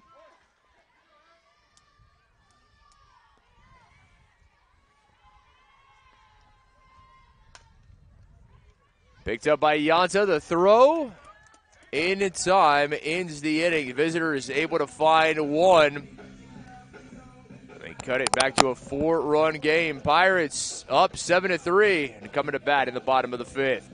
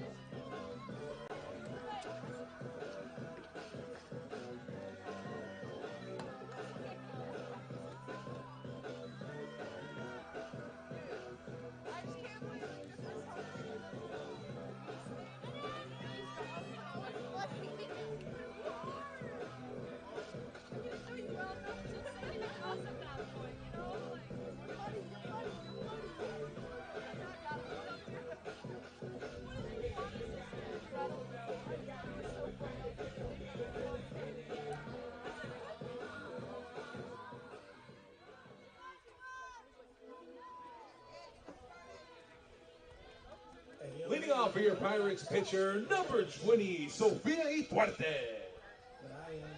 Bottom of the 5th.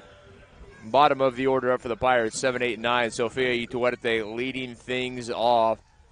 A walk and a double. And her 2 at bats thus far. Pirates seen their lead cut to 4. The Pios able to plate one in the top of the inning. Southwestern looking to respond. Hoping to come away with this Game 1 victory in our doubleheader between the Pirates and the Pioneers. Pirates looking for that elusive first win of the season. Ryan Jurish remains in the circle. Now her first full inning of work. The freshman from Nevada came on to face the final 4 batters in the 4th. Came on in a difficult situation with the bases loaded. Was ultimately able to limit the damage.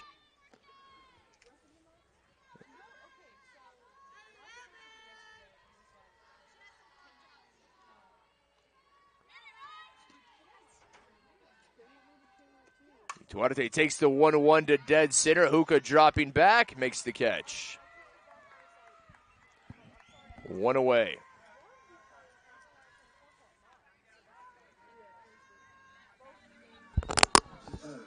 Second baseman, number 2, Daniela Clark. Daniela Clark, the freshman second baseman from San Antonio, comes up in the 8-hole. 1 for 2, a strikeout swinging, and a single to third her last time up.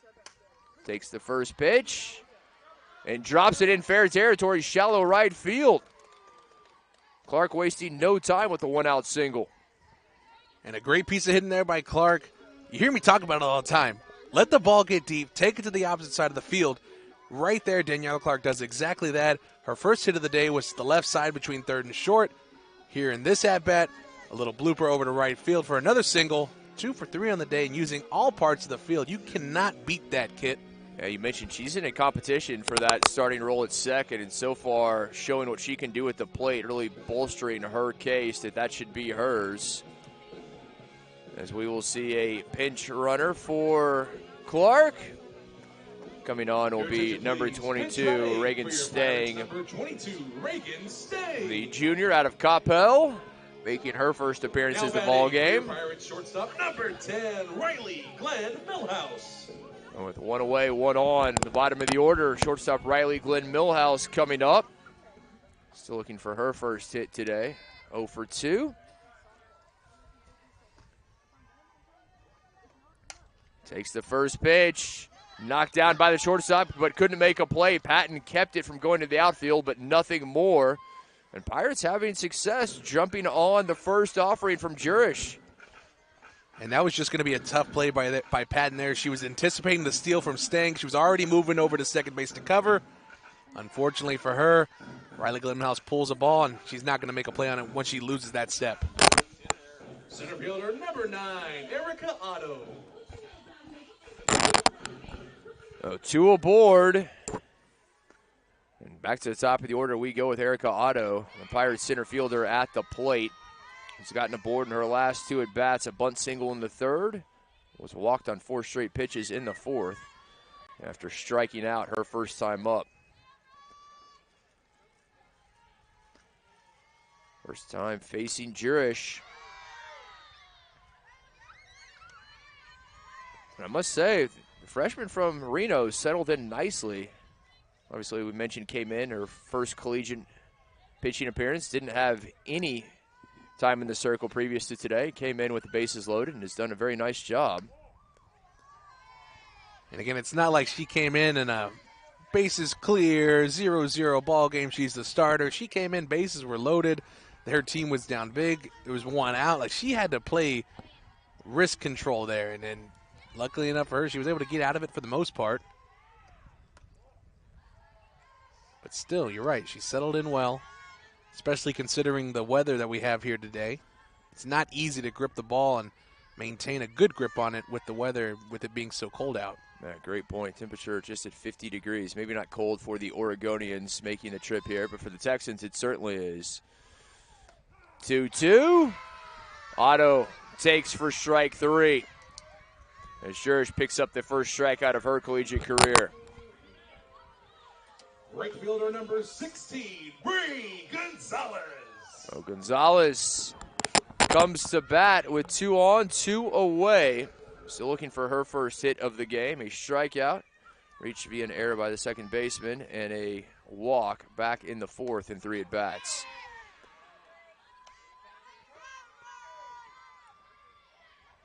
And with 2 outs here, anything in the outfield has the potential to score 2 runs with the speed of Stang at first.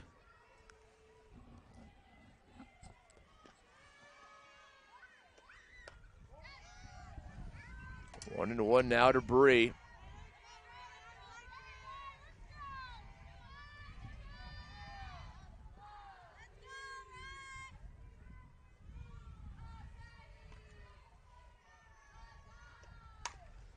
Hits it hard over to second, fielded by Ozuna. 4-3 to end the inning as the Pirates leave 2 stranded. And unable to add a run for the first time since the second. Pirates unable to put a run across. Through 5. Pirates lead 7-3.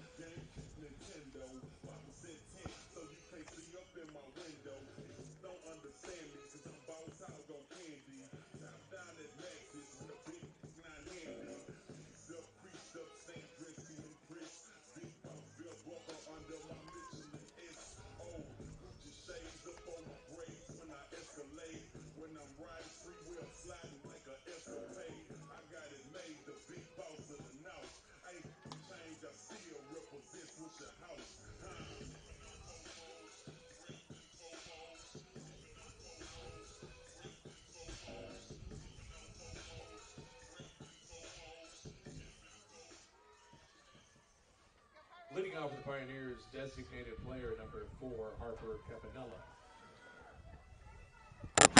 Top of the 6th, 4-run game. Pirates lead the Pioneers. Game 1 in today's doubleheader between Southwestern and Lewis and Clark. 3, 4, and 5 up for the Pios. Designated player Harper Campanella at the plate to face Sofia Ituarte.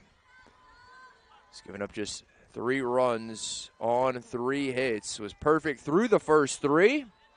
And give up 2 in the 4th. 1 more in the 5th. Campanella looking for her first hit of the game. And with the 3, 4, 5 hitters due up here, Kit, got to come after Campanella here. You do not want any runners on with the heart of the Pioneer lineup due up. Campanella lined out to second to end the first. He got aboard via an error by the right fielder back in the fourth.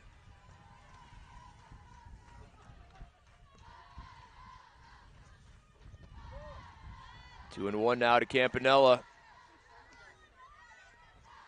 With this now being the third time that the Pioneers have seen Sophia, you kind of wonder if their strategy changed a little bit. If you want to start attacking her early, once you see fastball on those first few pitches, don't let her get deep into counts and let her work you with all of her off speeds. The freshman from Boise lifts this into shallow center, backtracking Glenn Millhouse. Couldn't make it. Had it in her glove, could not make the grab. Campanella was dead in the water and now safe at first as the leadoff batter here in the top of the sixth. And it's things like that we really haven't seen today, Kit.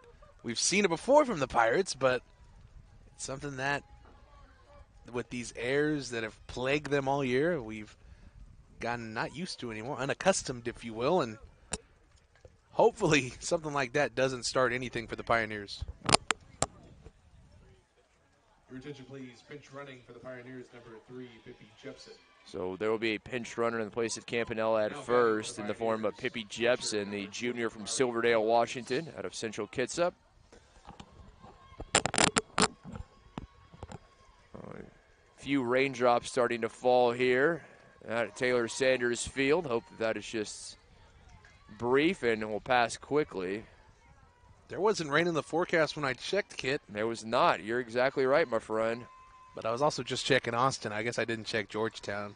We knew it was going to be cold, but this is a new development, if you will. Good news is there are just a few raindrops, and hope that that's what it stays at. I could not imagine that would bother the team from Portland all too much. But we talked in the previous half inning about how the cold affects pitchers and throws and everything. You add in a little bit of rain, a little bit of water into that, it just becomes even more difficult.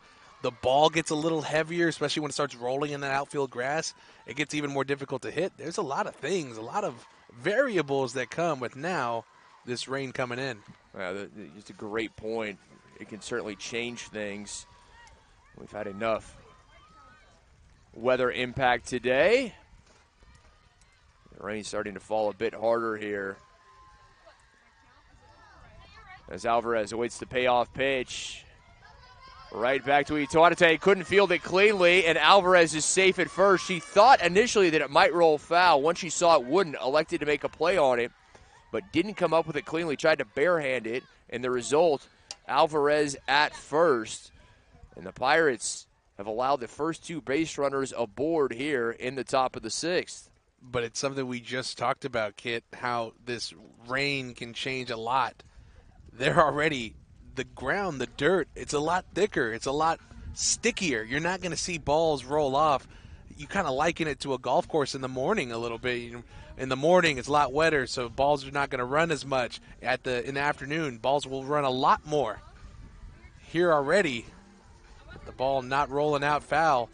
Tough play for Sophia, and 2 runners on, no outs for the Pioneers. Yeah, tough play indeed, and this is a great opportunity for Lewis and Clark here with runners at first and second and no outs.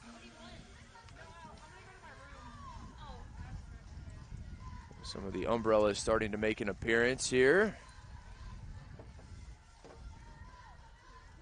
And if the Pioneers are going to get back into this one, Left fielder number 33, Madison Scroggins. You would imagine they're going to have a better chance than what they have right now. As Scroggins, the left fielder, comes to the plate.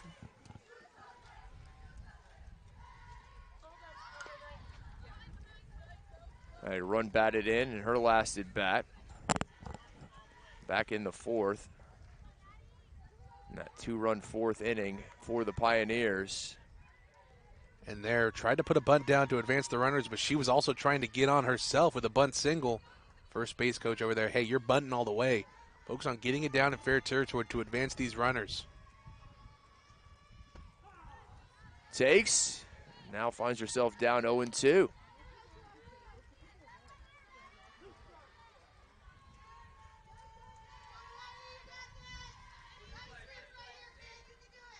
Duarte trying to pick up the first out of the inning.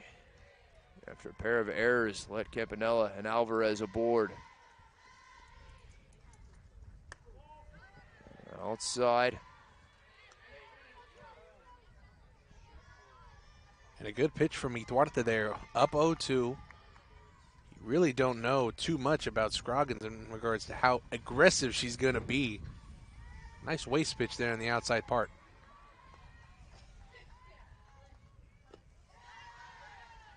2-2. Big at bat for both teams. Scroggins could load the bases or even bring a run in. Duarte looking for that first out of the inning.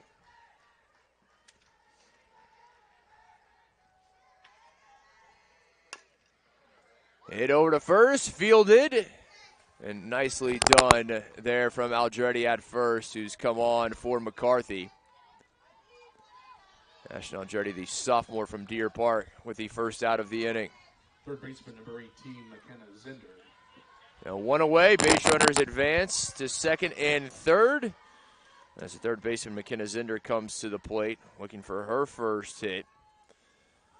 Lined out to short, grounded out to second. Takes in for ball one.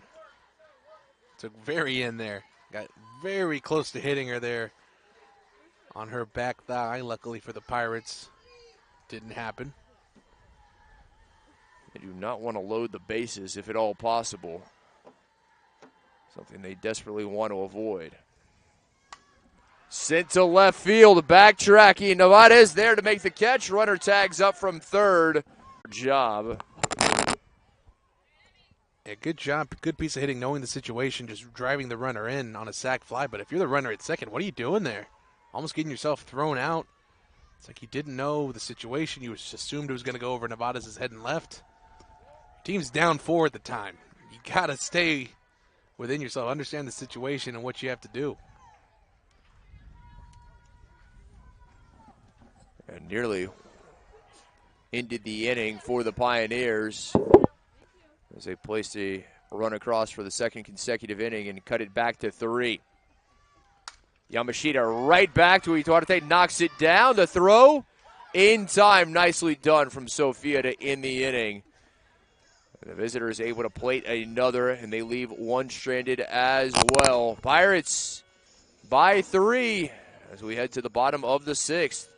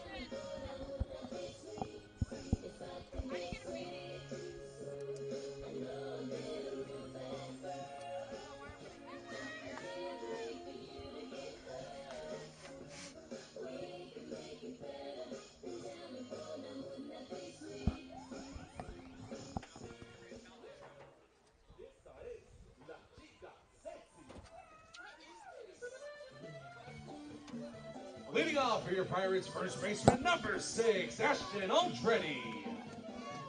Bottom of the 6th, 3, 4, and 5 batters up for the Pirates. First baseman Ashton Aldretti leading things off. Glad to have you with us here on SouthwesternPirates.com. Game 1 of 2 between Southwestern and Lewis and Clark. Here at beautiful Taylor Sanders Field. A cool day, let's be honest, just cold day here in gray. The good news is that very brief rain, it has passed, and, well, we'll take what we can get. Thankfully, that did not continue as Aldretti pops this one into right. Ingersoll there to make the grab for the first out. One up, one down. And the catcher, Victoria Jackson Sears, now comes up. Has reached in her last two at-bats. A walk in the third and an RBI single to left in the fourth. If you're Coach Lynn here, you kind of wish you could just get 4 runs and be done with this, or excuse me, 5 runs now, and just be done with this game. 8-run rule, Lewis and Clark, and get ready for game 2. Jackson Sears to left, right to Scroggins, and it's 2 up, 2 down for the Pirates. So Brooke Yanta comes to the plate. 1 for 3, but that one is an impressive 3-run home run back in the third. Ryan Jurish, the freshman from Reno, back now her second full inning of work, and she has done a very good job in her collegiate debut. Was thrust into the fire. Got out of it with the bases loaded. That was the situation she came into. Kept the damage to a minimum and has not given up a run since.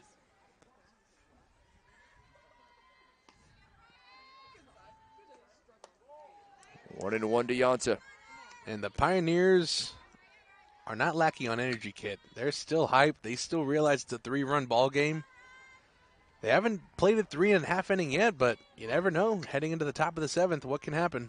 That's a great point. Anything can happen. Keep it a 3-run game as Yanta chases that one for strike 2, and there is some serious energy on the part of the Pioneers. And you mentioned the weather maybe taking a bigger toll on the Pirates, obviously unaccustomed to this. And this is pretty much a typical day in Portland with a little less precipitation than they have up there in the 503. Yanta off the end of the bat. No trouble for Ozuna as the Pirates go in order in the 6th. Pioneers trailing by 3. Top of the 7th coming up.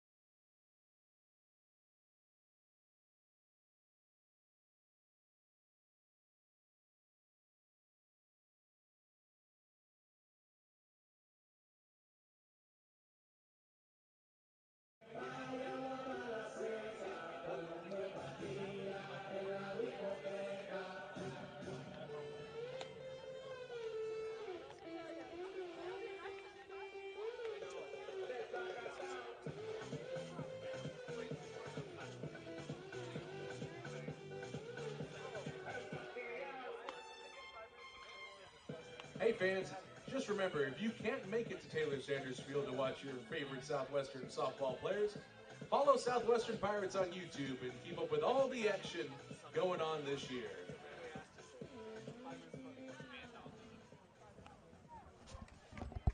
Leading off with the Pioneers, right fielder number 1, Katie Ingersoll. Top of the 7th. Pirates lead the Pioneers 7-4 in game 1 between these two foes, a black and orange, the black and gold. So far, the black and gold with the advantage and hoping to finish it out for their first victory of the season.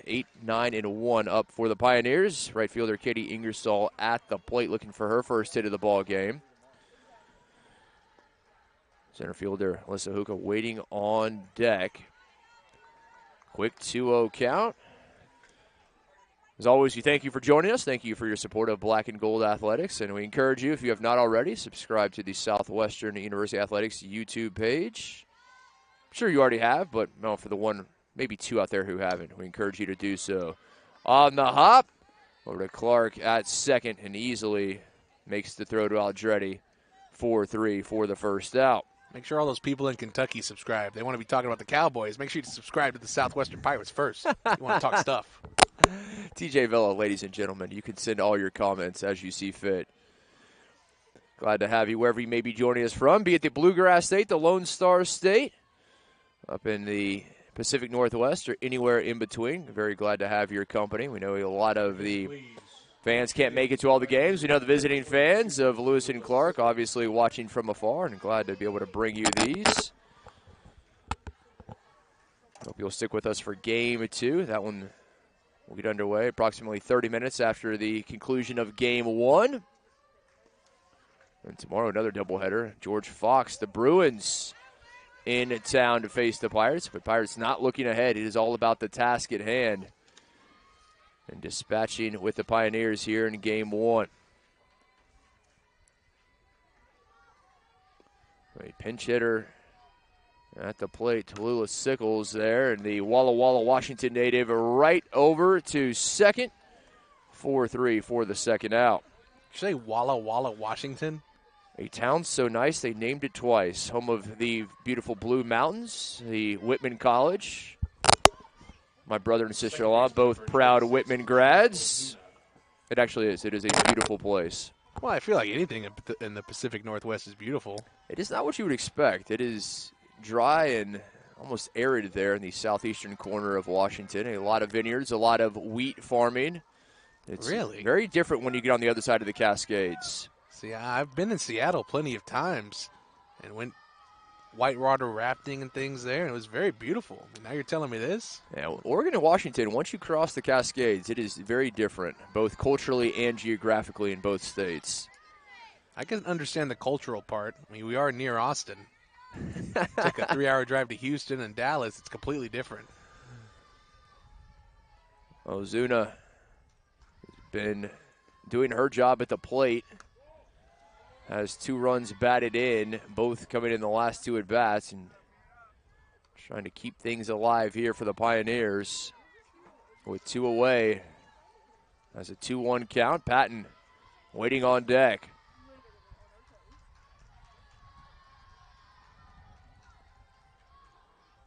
Duarte comes with it, lifted to right, backtracking. Gonzalez makes the catch. And the Pirates come away victorious 7-4 in game 1, picking up their first win of the season. Does Southwestern. The Pirates move to 1-10 on the year. Lewis and Clark drops to 1-2. We'll take a break, approximately 30 minutes between our games in the doubleheader. Round 2 between the Pioneers and the Pirates coming up on SouthwesternPirates.com.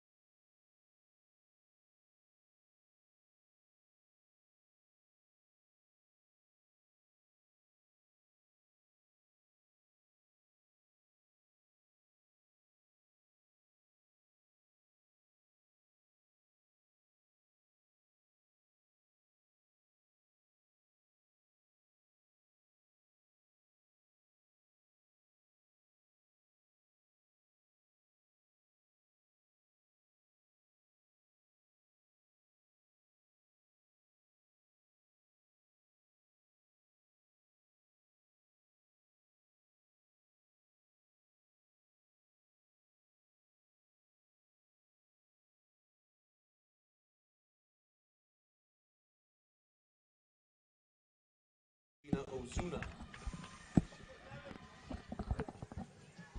Welcome back. Game 2 in our doubleheader between Southwestern and Lewis and Clark.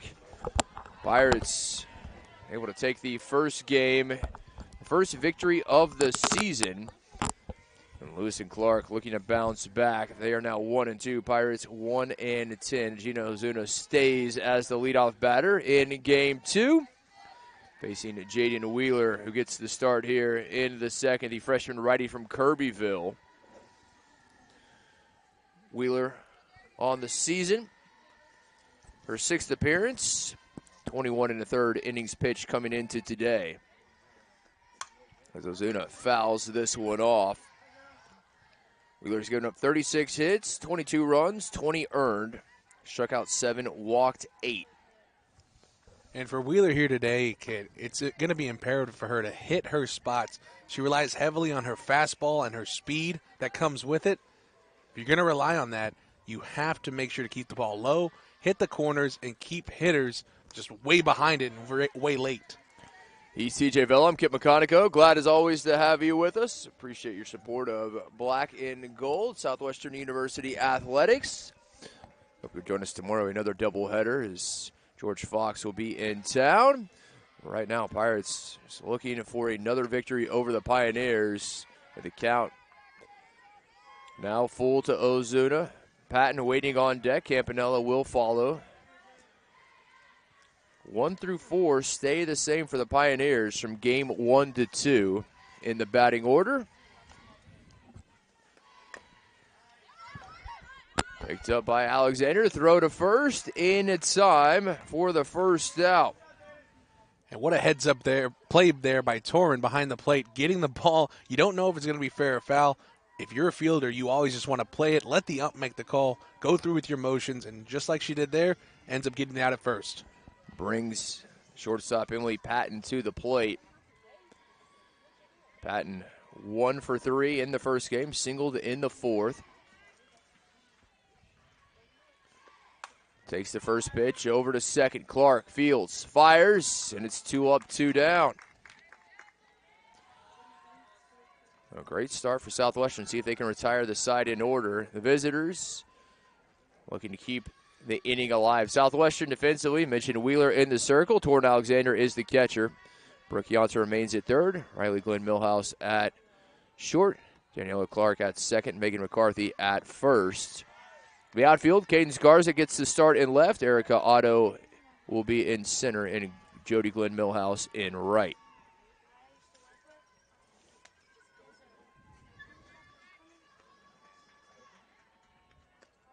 Campanella watches it outside. Quick 2-0 count. Campanella did not record a hit in the first game. Reach via some Pirate errors.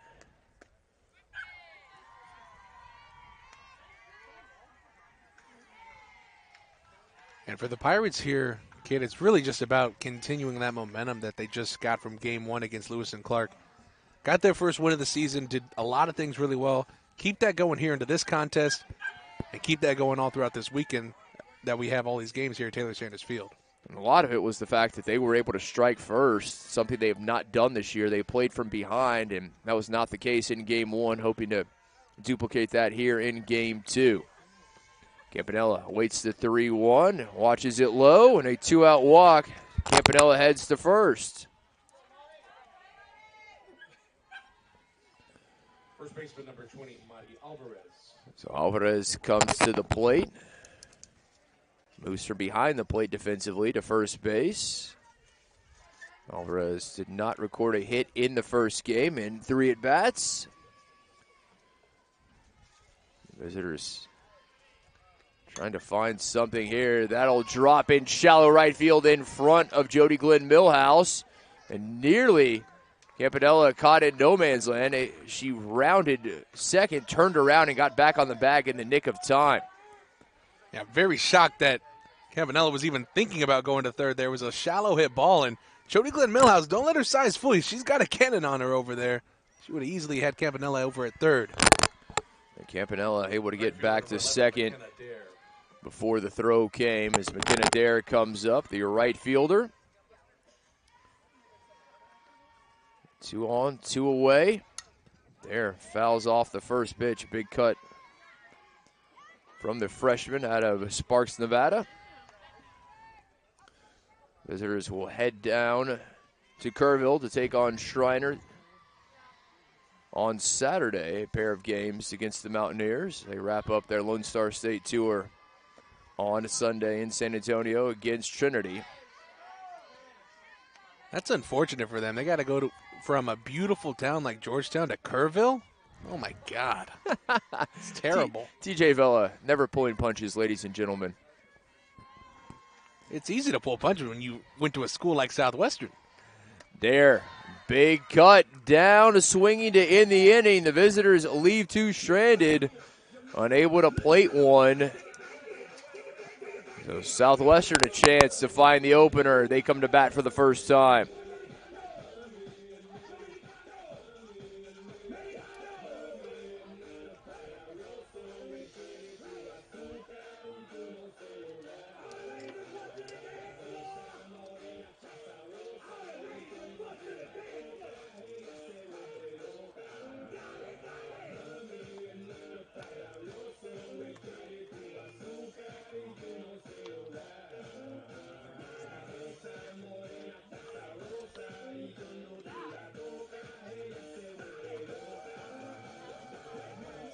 The visitors starting Charlize Pope, the 5'9" sophomore righty from El Cerrito, California, in the circle. Pope, just 1 appearance, 3 innings pitched, gave up 1 hit, no runs, walked 2, struck out 3 in her only appearance so far this season. Batters averaging 111 against Pope. Defensively, McKenna Zinder moves to catcher. Cami Restagno gets to start at third. Emily Patton remains at short. Gina Ozuna at second. Madi Alvarez moves to first. Outfield for the Pioneers. Madison Scroggins in left. Katie Ingersoll moves to center. And McKenna Dare is the right fielder. So Jody Glenn Millhouse leads things off for the Pirates here in Game 2. Knows the junior from Canyon Lake. Erica Otto batting in the 2-hole. Megan McCarthy remains as the 3-hitter. Bit of a defensive swing there from Jody, and quick 0-1 count. And for our listeners who remember, a few games ago when we were back here at Taylor Sanders Field against Hardin Simmons, I called Jody the X factor for this Pirates team. And she really is. When she's in the lineup, it just feels different. Recently against Concordia, went 0 in 2 games, didn't see as much playing time in Game 1 today because of that, I'm assuming. But she's the type of person, the type of player that is always going to put the ball in play and always do the most that she can for her team. Digs in, facing the 0-2 count. 286 average on the season. 4 hits and 14 at-bats. Over to short, picked up by Patton. The throw to Alvarez in time for the first out. Center fielder number 9, Erica Otto. That brings up Erica Otto, the center fielder for the Pirates. Otto led things off in Game 1. Pair of strikeouts, a bunt single, and a walk in 4 at-bats.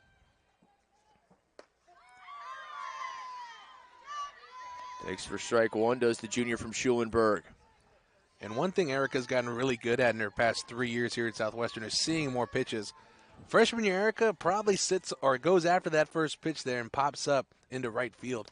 Here, Erica, a lot more seasoned, a veteran here on this Pirates team, lets that pitch go by. She wants to see more pitches, especially as one of the first 2 batters here on this Pirates squad today.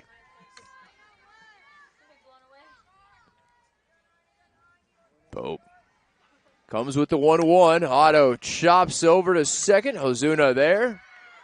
4-3 for the second out. 2 up, 2 down for the Pirates.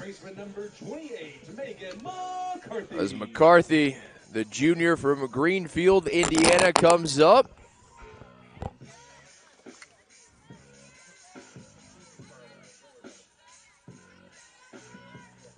McCarthy, always a tough out.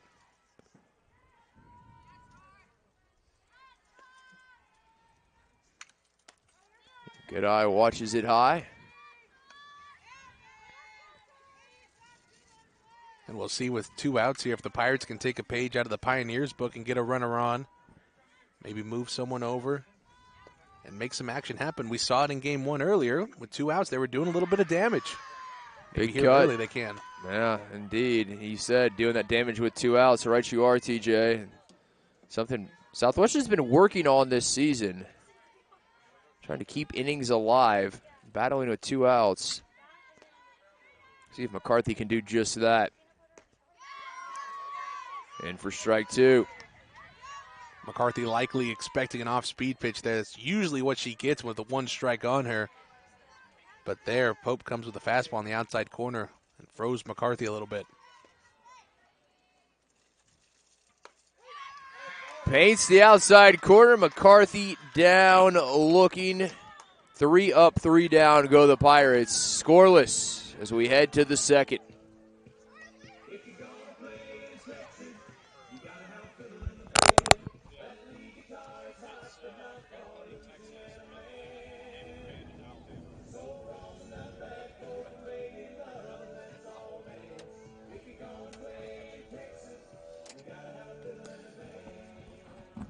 It's a Bob Wills reference.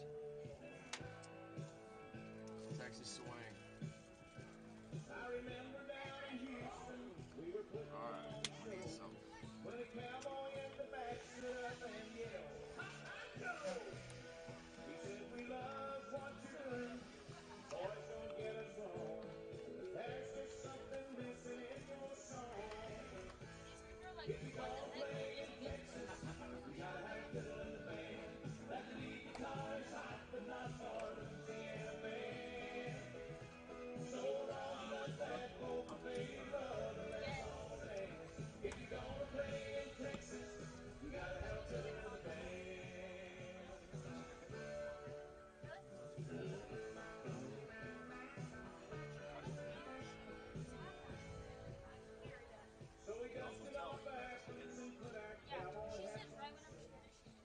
Leading off for the Pioneers, left fielder number 33, Madison Scroggins. Scoreless, top of the second, 6, 7, and 8 up for the Pioneers. Madison Scroggins leading things off. Left fielder, first time facing Wheeler. Offered at it. 0-1 to Scroggins. Catcher Zender waiting on deck. Third baseman Restagno will follow. Able to get 2 aboard in the first, but could not bring 1 in.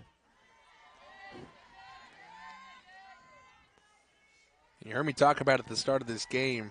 Wheeler relies heavily on that fastball, rise ball combo here early. That's what a lot of these pitchers, these batters are seeing from Lewis and Clark. And that's going to get through off the lip of the glove of Clark at second. No play to be made from the diving second baseman. A leadoff single from Scroggins. Catcher number 18, McKenna Zender. And that's the thing. You got to make sure with these fastballs and rise balls that when you throw them, you hit your spots. There, fastball left a little bit too much of the plate, and Scroggins took advantage of it, pulled to the right side for a single. It'll bring McKenna Zender to the plate. Scroggins at first and no outs. Lays the bunt down. It's a great work. The throw to second in time. Heads up play from the third baseman charging in. Yeah, you said it, kid. Heads up play by her, and just the awareness, just knowing where to go with the ball. That's something the Pirates practice a lot of, and you can see it there paying off. Yanta quickly in, impressive play, and that's what you would expect from a senior on the hot corner. As Restagno comes to bat for the first time today, does Cammie, the 5'6" sophomore righty out of Alameda, California, from Bishop O'Dowd High School, a powerhouse there in the Bay Area. He's produced some impressive talent across numerous sports.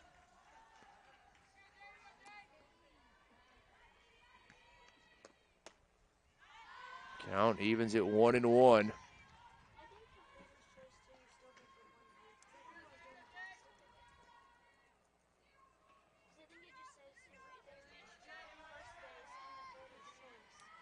Runner first, 1 away. Restagno watches it low, 2-1. The temperature has not moved much above 50 degrees. That is where we've been pretty much all day. There's a slight breeze there. The Pirates skull in center field, waving majestically at its mast. But good news for us, TJ, hasn't been a lot of wind today. There was a brief shower, if you will, but passed quickly as this is going to go to right field and caught by Jody Glenn Millhouse. Throw back to first, not in time. Zinder able to get back on the bag. Yeah, great catch by Jody out there and right. I'm not sure what the runner at first was doing. Jody had a beat on it all the way. The only question was if it was going to hit the fence or not, but Jody Glenn Millhouse catches on the warning track for a big out number 2. Zinder able to get back to first as Ingersoll, representing the bottom of the order, comes to the plate. 0 for 3 in game 1.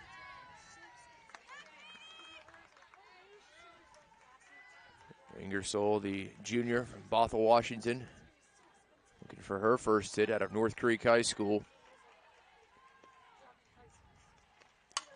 Sends this one to dead center. Otto there. No trouble. And the visitors leave one stranded. Pirates coming up to bat. Bottom of the second. Still scoreless between Southwestern and Lewis and Clark.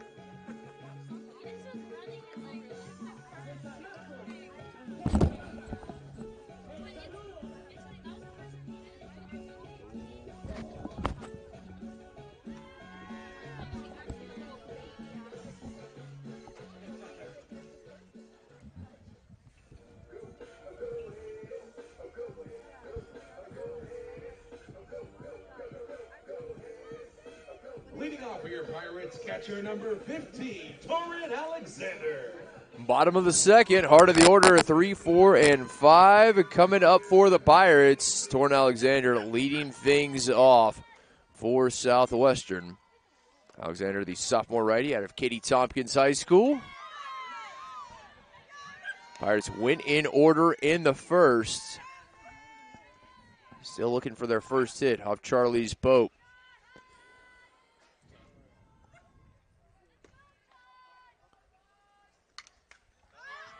Fouled back out of play, 0-2 now.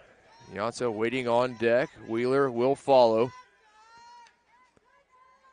And with Torrin up to bat here, she's one of those 3 catchers for the Pirates that is in that heated battle for that starting spot. She got some action against Concordia earlier in the week, but I know she wants to see a lot more here this weekend.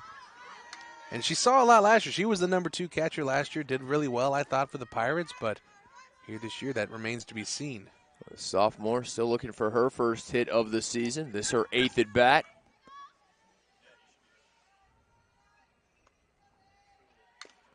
Finds herself down 0-2. Good eye. Ball 1. And a good pitch by Pope there. I mean, up 0-2, you really have a lot to work with.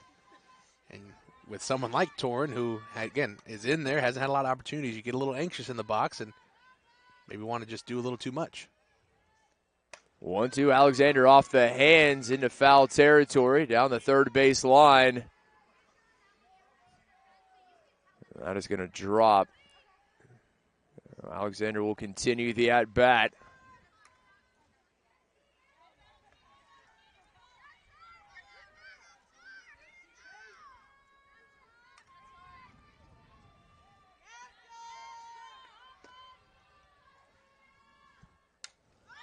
Alexander fouls it off yet again.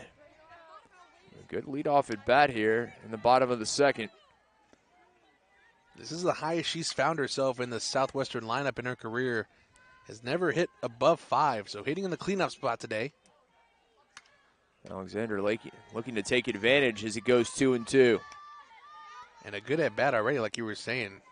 Even it up at 2-2, has been fouling pitches off. And again, for someone trying to find her way in the lineup, this is the stuff you got to do.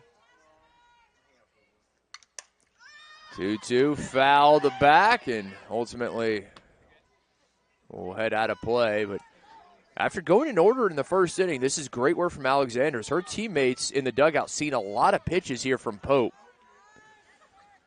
And no doubt the Pirates are on the edge of the dugout over there watching every pitch.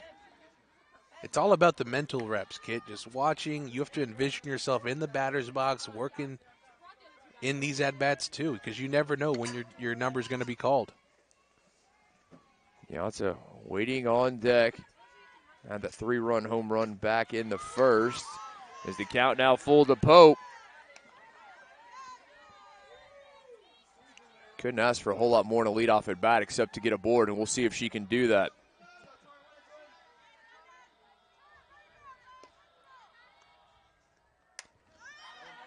Fouled off yet again.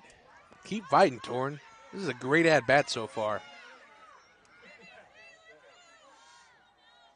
Again, being down 0-2, working the count, working the pitches. And another thing, too, you're keeping Pope out there longer. We talk about being tired in the heat. Now, you're fatiguing yourself in the cold a little bit, too, because your fingers get a little numb. Excellent point as Pope takes the 3-2 high. It'll stay in the infield, and Ozuna there at second to make the catch. One away, but Alexander certainly got her money worth there. Forcing Pope to throw a lot of pitches, and Yanta hopefully the beneficiary of that as she comes in for the first time to face Charlie's Pope.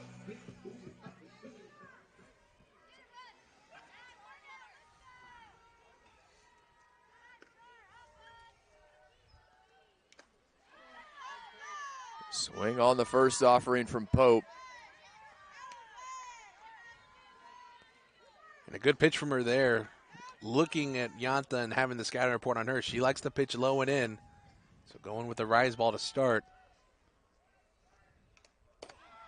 Got just a piece of it, and now 0-2 to Yanta, who was 1 for 4 in the first game. But that one hit, it was a big one. I mentioned the 3-run home run to left field. That basically started that momentum for the Pirates. Made it 4-0 as goes down swinging, couldn't locate it. Pope picks up her second strikeout. Pitcher number 7, Jaden Wheeler. Pirates pitcher Jaden Wheeler comes to the plate. Southwestern in danger of going in order for the second consecutive inning. If the freshman righty from Kirbyville can help her cause.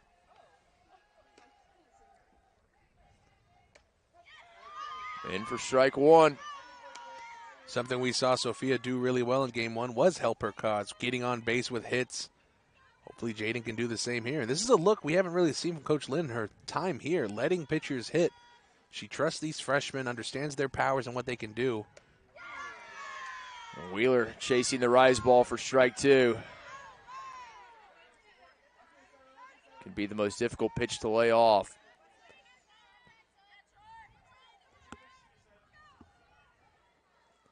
Wheeler will have to battle back, down in the count. Down swinging for the second consecutive order. The Pirates go in order. Through 2, scoreless between the Southwestern and Lewis and Clark.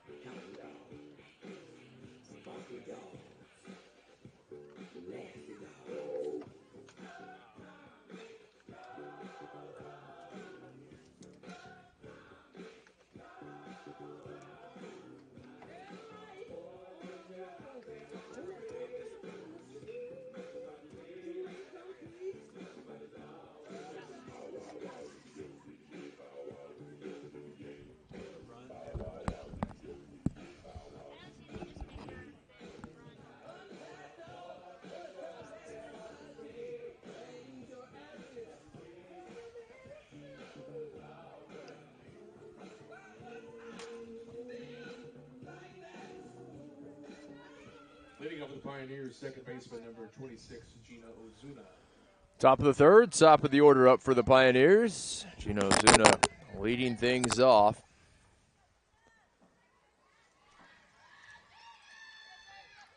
Grounded out in her first at bat. After going 2 for 3 in game one with a pair of runs batted in. And if there's anyone that Jaden Wheeler needs to pitch perfectly to, it's right here, Gina Ozuna, who has proven that she has a lot of pop in her bat with her solo shot in game one earlier.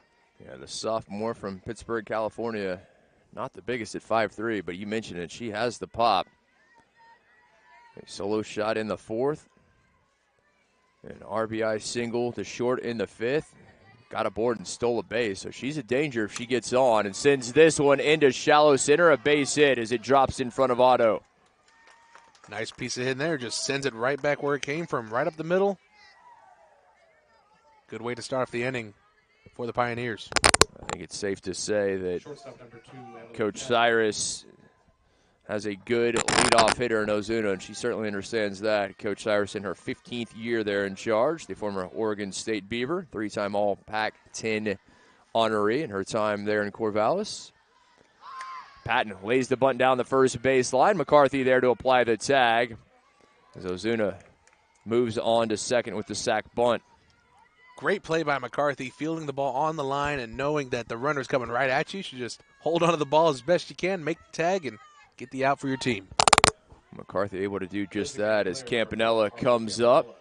Drew a walk in her first at bat. Campanella, the freshman out of Boise, Idaho. I'm feeling she's not troubled too much by this weather. Nope. I don't think so at all. You said Idaho? Boise, Idaho, a beautiful place there. And a beautiful state in general. Is that the state that likes potatoes? It is indeed, my friend. Interesting state. Interesting. Big cut, chased it low to even the count. Remember when Boise State was good? That was a time in America. The Smurf turf, my friend. The Statue of Liberty against Oklahoma? I do indeed. Anyone who beats Oklahoma, you're good by me. Same here. Sent to right and into the glove. Jody Glenn Millhouse did a good job coming up and was able to slam on the brakes as that one nearly went over her head. First baseman number 20, Mari Alvarez. And the first baseman, Mari Alvarez, comes to bat. 2 away. Ozuna still at second after the leadoff single. Alvarez, the senior from Fremont, California. Big cut, couldn't locate the initial offering from Wheeler, though. And I like that, a rise ball on the outside part of the plate. I mean, she's been living with the fastball there all game long, especially against Alvarez with what Sophia showed her in game one. Come with the rise ball there that gets her looking and swinging. 0-1 right to Clark at second to end the inning. So the visitors leave one stranded, but unable to find a run. Pirates hoping to change that when they come up in the bottom of the inning.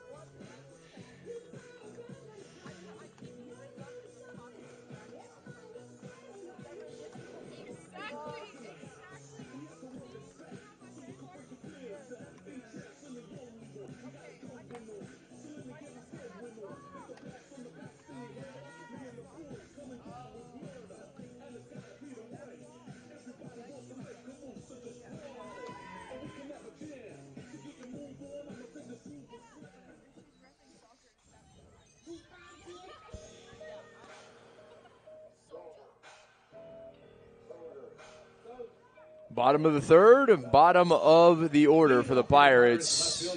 Up to face Charlize Pope for the first time. Pope thus far has retired the Pirates in order. Southwestern looking to change that. Cadence Garza leading things off, the sophomore righty out of San Antonio Brennan High School, the former Brennan Bear.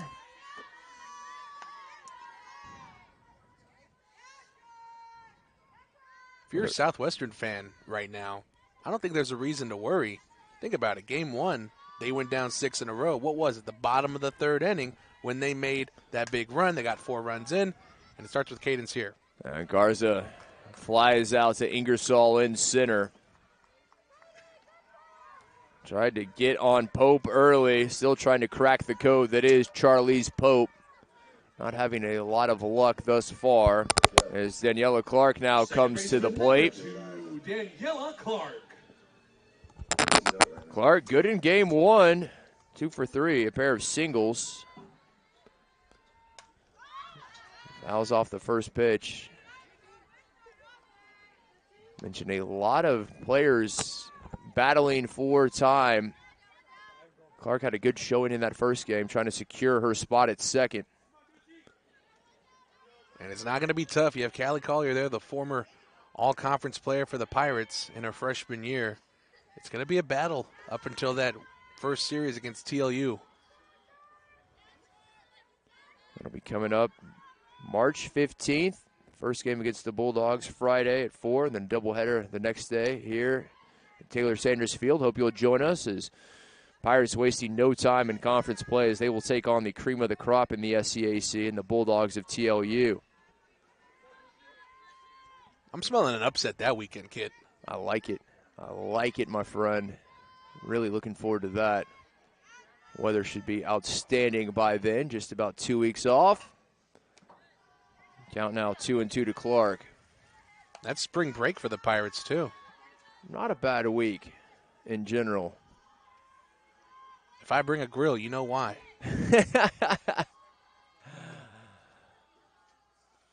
Clark able to foul it away. Again, it's been an impressive showing, both defensively. He's made some good plays in the field and at the plate. She's been very patient, seen a lot of pitches. And another thing with that, she fights off a lot of pitches. She gets down quickly and is able to work the count back even. Sends it over to short on a hop and could not take it cleanly. Patton, it bounced up into her and maybe came off the heel of the glove as Clark is aboard. Shortstop number 10, Riley Glenn Millhouse.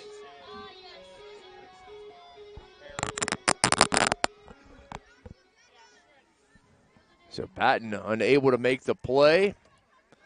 Clark aboard with 1 away, and the bottom of the order represented by the shortstop, Riley Glenn Millhouse, up for Southwestern. Paints the inside corner, strike 1. Yeah, talk about painting the inside corner. I thought that was going to hit Riley right there in the elbow, and somehow, some way, jumped right underneath it for a strike. Riley 1 for 3 in the first game. Singled in her final at bat.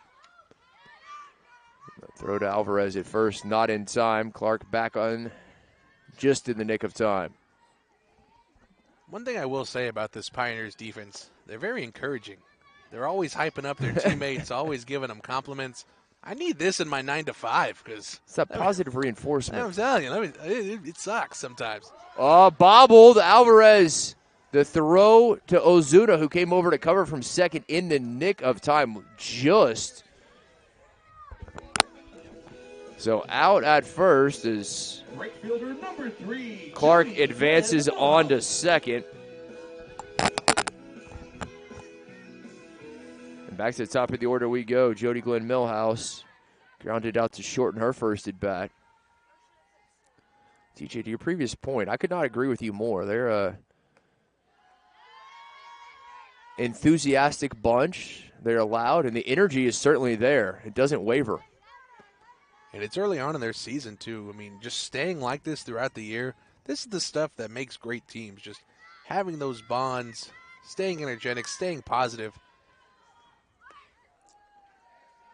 Yeah, they'll begin the home slate, I should say the conference slate there in Portland at Madison Sports Complex on March the 9th, hosting Northwest Conference foe Willamette University.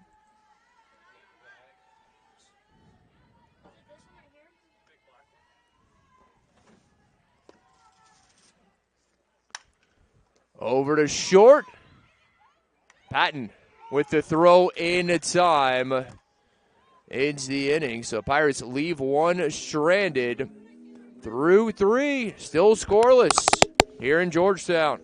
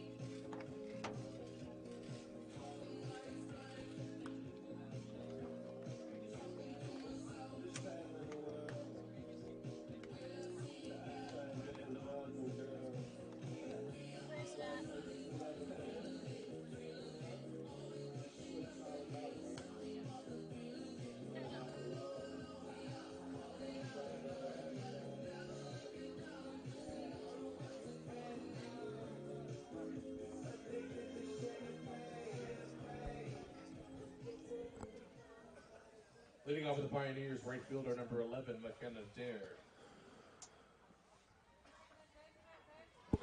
Top of the 4th, it'll be 5, 6, and 7 up for the Pioneers. McKenna Dare, the right fielder, leading things off. Madison Scroggins and McKenna Zinder to follow. Pioneers, 3 hits thus far, no runs. Pirates still looking for their first hit. TJ, this one's shaping up eerily similar to what we saw in the first game. It was a pitcher's duel early on. Pirates ultimately struck first, and I think that was a big reason they were able to come away with the win. Something you said earlier, I mean, game 1 felt like one hit was going to change the whole game. And right now, especially right here, that's what it feels like. With this being a pitcher's duel that we have going so far, already at the top of the 4th, no more than 3 hits for both teams. Just a great job by both pitchers here today so far, keeping batters off balance and throwing their best stuff. They have indeed. Dare, the freshman from Nevada, digs back in with a 2-1 count.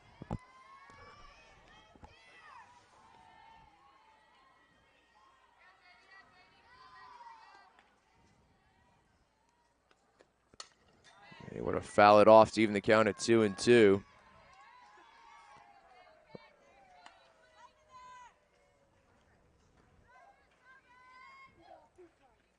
Two evenly matched teams, what we've seen thus far.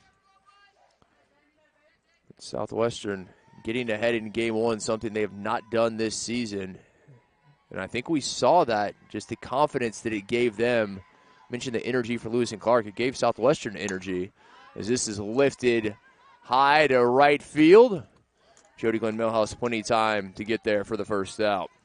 And with the energy, I worry, Kit, if Lewis and Clark scores first, where their energy is going to go from there and how that's going to affect Southwestern. It's a really good point, and that's one thing that we've seen from the Pirates. There's a lot of fight in this team, but in a game as tight as this, you're exactly right. If the Pioneers are able to plate one first, how does Southwestern respond? To left field, but dropping foul. One thing, give Lewis and Clark credit for, Southwestern found those 4 runs in that first game. But Lewis and Clark responded quickly. Yeah. I mean, they had 2 of their own in the top of the 4th after giving up those 4 in the bottom of the 3rd. They kept fighting. More power to them. I mean, they kept fighting. They stayed within the game. They stayed energetic.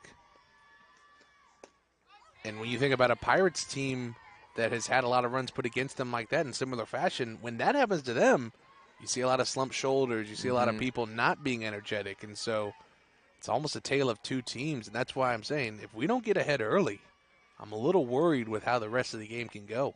Rightfully so, I think. Outside, Scroggins not chasing it. Good patience. She will have to battle back now. 1-2 count.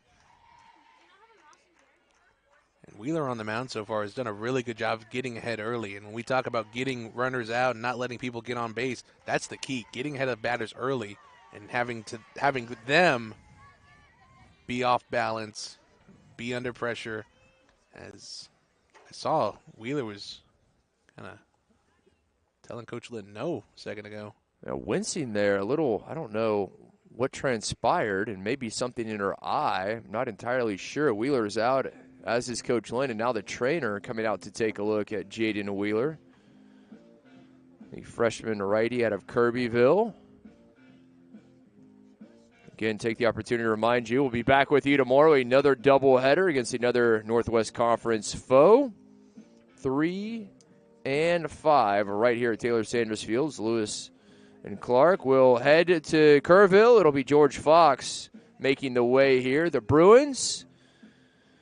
And Wheeler's limping off, Kit. And Wheeler in obvious pain as she heads to the dugout, was limping off, and that is something we're going to have to keep an eye on. That is a big loss, and certainly you hope that that is nothing serious, obviously, but whatever transpired, it serious enough to bring Wheeler off with a limp, as you said. So Wheeler now off, and the Pirates will bring on the junior righty out of Odom. Madison Vela comes on. For your Pirates, number 25, Maddie Vela. So Vela takes over in the circle.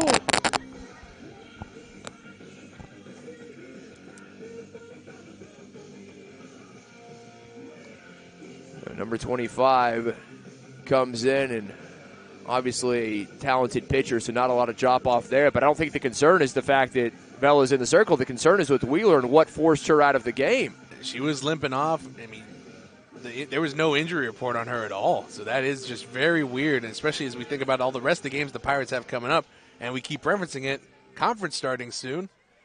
What happened to Wheeler, and how serious is it? That is the question, and we will work to get an answer on. And in the meantime, Vela in the circle comes in with one away, no one aboard. A 2-2 count to Scroggins. And Scroggins sends it to left, drops in front of Garza for a base hit.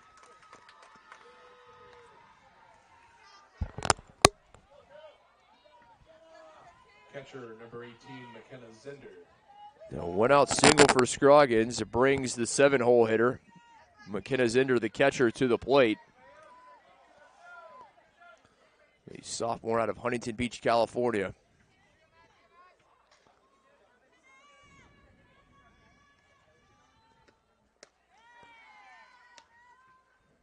Quick 1-0 count. Now, TJ, you obviously know these pitchers, and for fans maybe not as familiar, the differences, if you would, between Wheeler and Vela. The big difference is the speed. Wheeler's more so using fastballs and rise balls, going to throw the ball by you. Vela's going to locate her pitches, use a lot of off-speed, keep hitters off balance, and try and induce pop-ups like that to let her defense work for her. And does it right there. Pop up to Glenn Millhouse at short for the second out. As Restagno comes to the plate, flight out to right field, and her first at bat. I liken it to the Braves pitching staff in the 90s, Kit. You have Tom Glavine, John Smoltz, and Greg Maddox. Greg Maddox was more so known for his off-speed pitches. He was never going to blow a fastball by you like those other two were. Tom Glavine and John Smoltz obviously would be Sophie Duarte and Jaden Wheeler in this situation. Madison Vela would be the Greg Maddox. She relies heavily on her off-speed, relies on her location to get batters out. Popped up, and that is going to drop past the outstretched glove of Riley Glenn Millhouse. Tried to make the diving catch in shallow left, and safely into second is Restagno. A perfectly placed ball from Restagno, and now with two outs, Lewis and Clark, runners in scoring position and a chance to find the opening run of this ball game. Yeah, Restagno couldn't have dropped it any better over there. Just out of reach of the diving glove of Riley Glenn Millhouse. Now the Pirates need to get out of this right here. Katie Ingersoll, representing the bottom of the order at the plate, is the center fielder. Flight out to center to into the second. And if you're Vela here, just keep working low and letting your defense work for you. Yeah, what an opportunity this is for the Evergreen State native in Lewis and Clark. Bella, she can pick up this out. It'll certainly be a boost in confidence, and for good reason. Keep things scoreless. 1-1. Ingersoll into left. Garza with a beat on it, makes the catch. Nicely done for Vela, able to induce the fly out. So the visitors leave 2 aboard, both in scoring position. Pirates looking to break the scoreless deadlock as we head to the bottom of the 4th.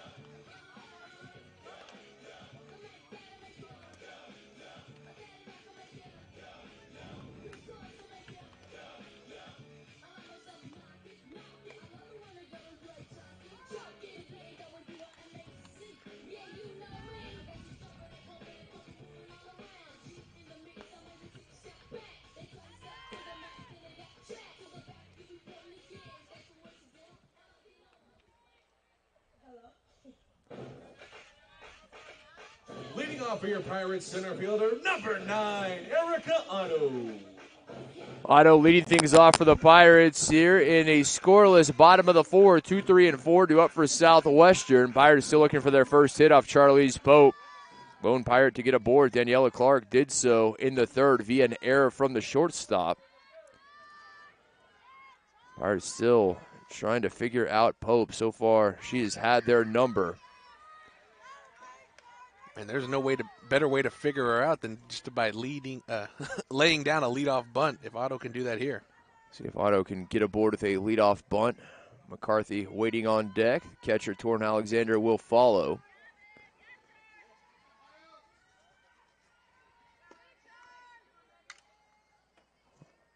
Otto with the first hit of the ball game into left, a leadoff single for the Pirates. I'd much rather have a line drive into left over a leadoff bunt, let me tell you. Well, Otto, happy to oblige you. First baseman number 28, Megan McCarthy. And the first blemish for Charlize Pope today, the leadoff single. Now what can McCarthy do with it? Struck out looking to end the first.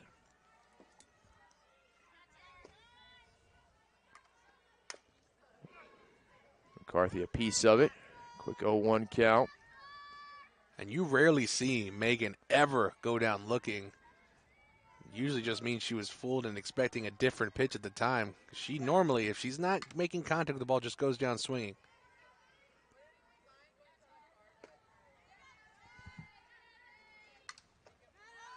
Now 1-1 is a throw to first.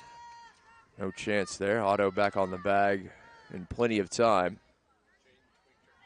If you're Zender out there, you kind of don't want to throw it over to first and flip it behind Erica Otto because she has the speed to take second. Runner takes off. And there's that speed you mentioned from Otto, easily into second. I love when it's positive things I'm jinxing, Kit, and not negative things. When that crystal ball ability of yours, the voodoo Vela, is helping us. Haven't seen much of that today. Not much today. You were lights out last week. It was eerie.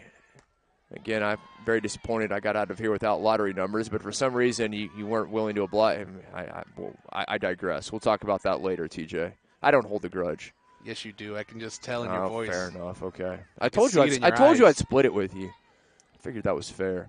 Pre-tax or post-tax? Very good call, my friend. 2-2, McCarthy, and the count now full. Being told between pitches that Jaden Wheeler tweaked her knee, and obviously we don't know anything further, but that is the information we've been provided with. Don't want to speculate. Sideline reporter Bailey Middleton on the call. We appreciate that. Full count. Lifted out of play. McCarthy got that one. She'd like to see that pitch again. Yeah, she missed her pitch right there. Change up right over the heart of the plate, and that's something that we've seen her drive all the way out to the right field alley multiple times in her career.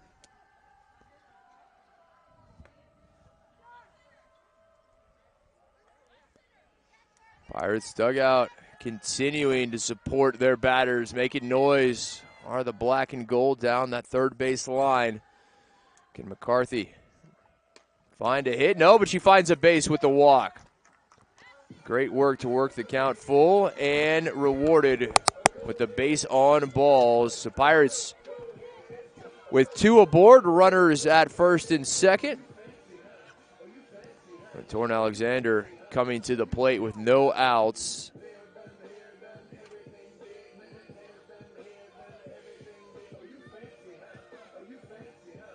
Popped out to second to lead off the second inning, did Alexander, as there will be a pinch runner for McCarthy at first. Pinch running for your Pirates, number 6, Ashton Aldretti.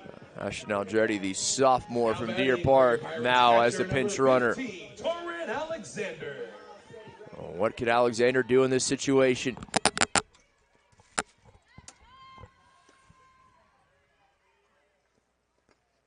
Watches it low and in. Good work from Zinder behind the plate, keeping that one in front of her. Yeah, if she lets that by her, runners easily advance to second and third.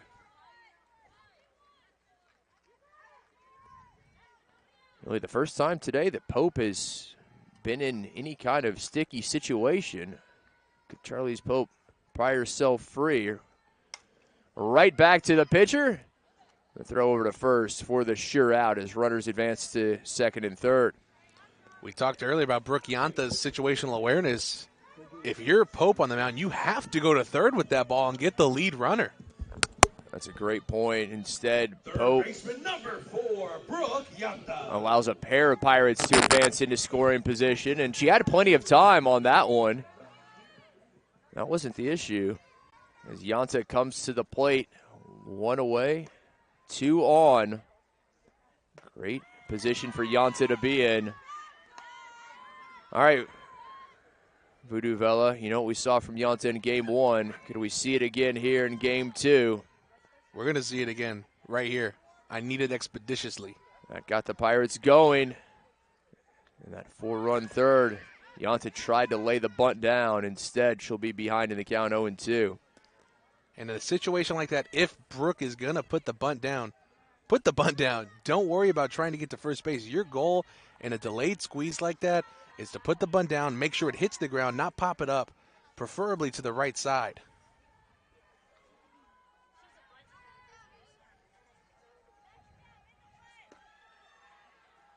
Pope comes with the 0-2, and Yanta now 1-2.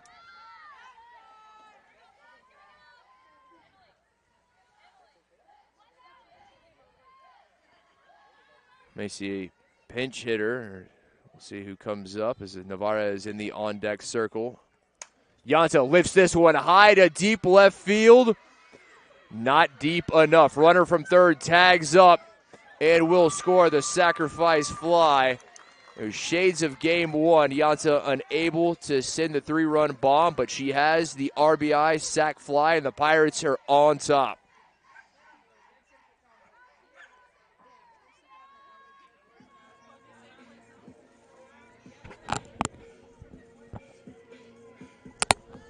Well, for the second consecutive game and just the second time this season, the Pirates with the opening run. We know what happened in the first game. Your attention, please. Pinch hitting for your Pirates, number 13, Emily Nevarez. Able to come away victorious after striking first, and now Nevarez comes to the plate. Her team on top. Still a runner in scoring position with 2 outs for Nevarez.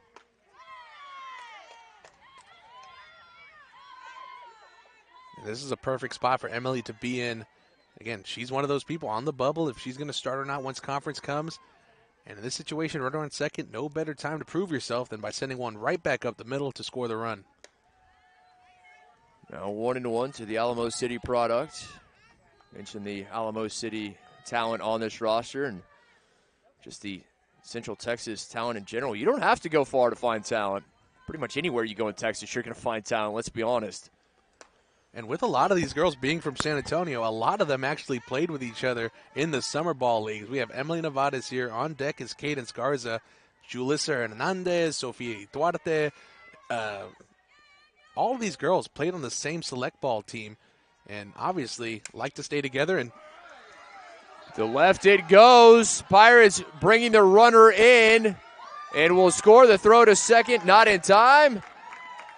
Aldretti on a horse makes it 2-0 as Nevada is safely into second. The RBI, and the Pirates up 2-0. And that's why Coach Lynn makes those substitutions with the pinch runner with Aldretti for McCarthy. She knows McCarthy probably wouldn't have scored on a shallow line drive like that, but she knows Aldretti can. Great job by Nevada's driving in Aldretti. Pirates take the 2-0 lead. 2-0 Pirates. They've done it with 2 outs, and they just continue to switch. And we'll see if Garza can switch places here with Nevades, and Pirates possibly bring a third in here in the bottom of the 4th. Garza flied out to center to lead off the 3rd.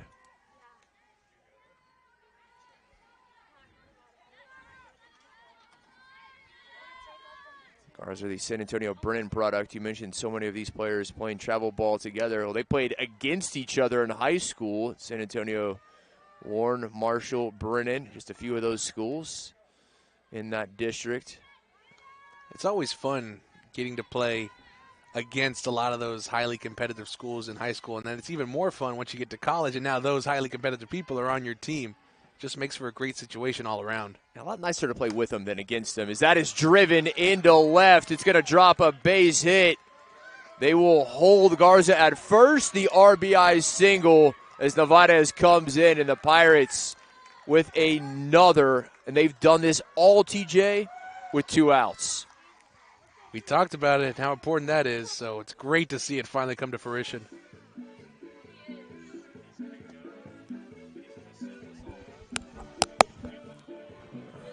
Oh, Pioneers want to chat with Pope.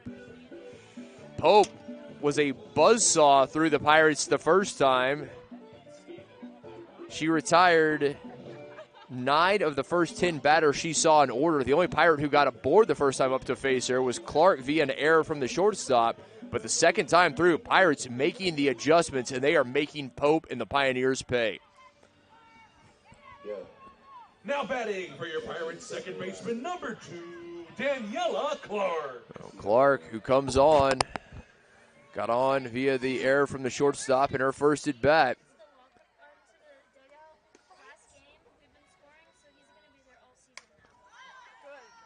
Fouled away for no 1 count to Clark.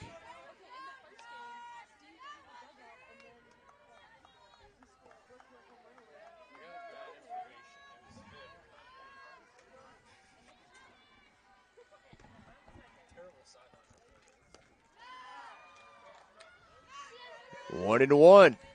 The shortest lived career in sideline reporting history. 1 false report. And Bailey's not pretty enough to stay. Oof, man. Yeah. 2 and 1 to Clark.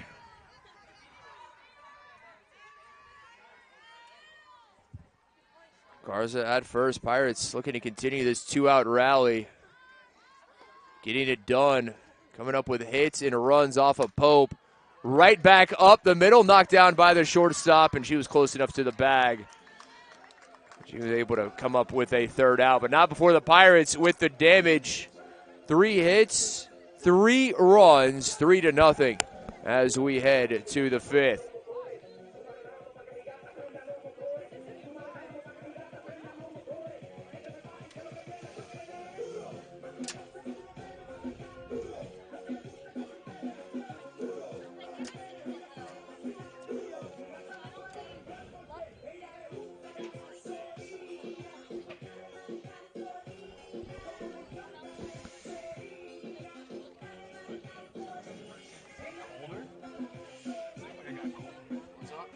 got colder. Yeah, it's definitely gotten colder. From about the third inning, I can feel it. Yeah, it's definitely the last inning and a half. It's really gotten colder. Yeah, I don't know. Not built for this. Not built for this, Mr. Vella. I need a press box built now.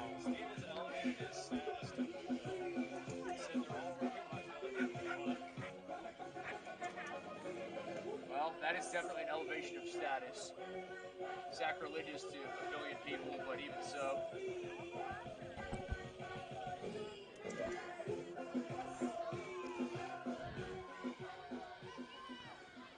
Pirates strike first, plate 3 in the fourth.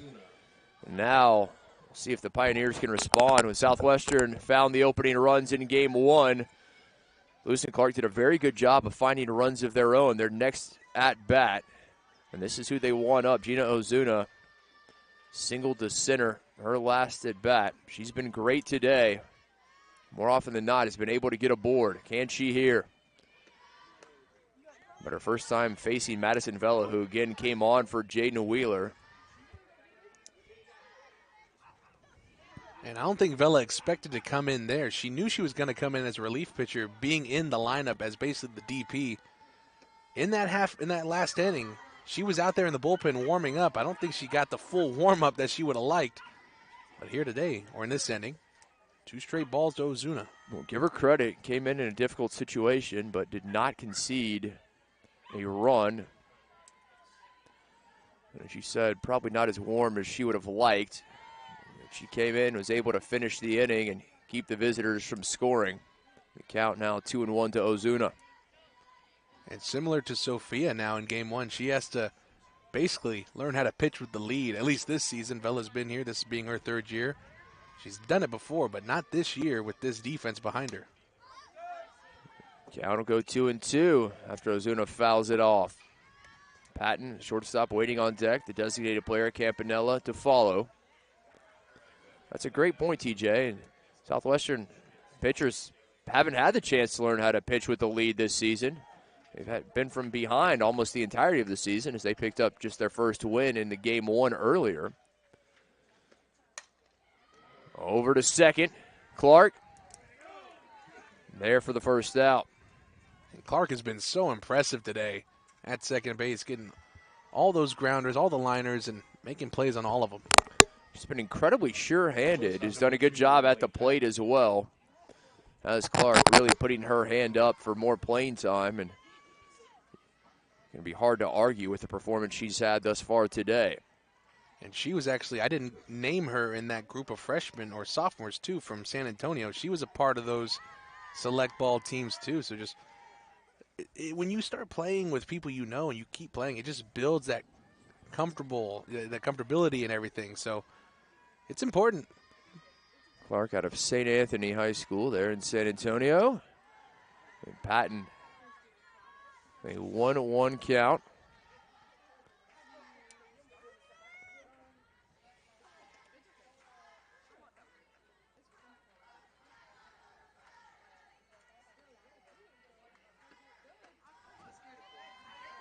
And takes, nice job, Vella, finding the inside corner for strike 2.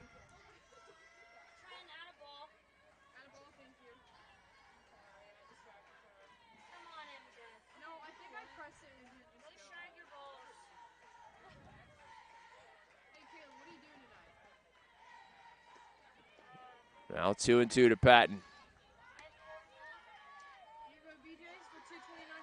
And with Alexander behind the plate, that's actually someone that Vella's very used to having behind the plate. Last year, when Vella was the Game 2 starter, usually more often than not, Torrin Alexander was also the Game 2 starting catcher.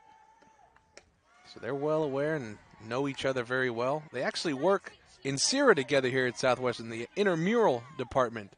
They help put on all the intramural games and everything together. And on cue, Alexander out for a quick chat with her hurler, as Patton has been able to work the count full.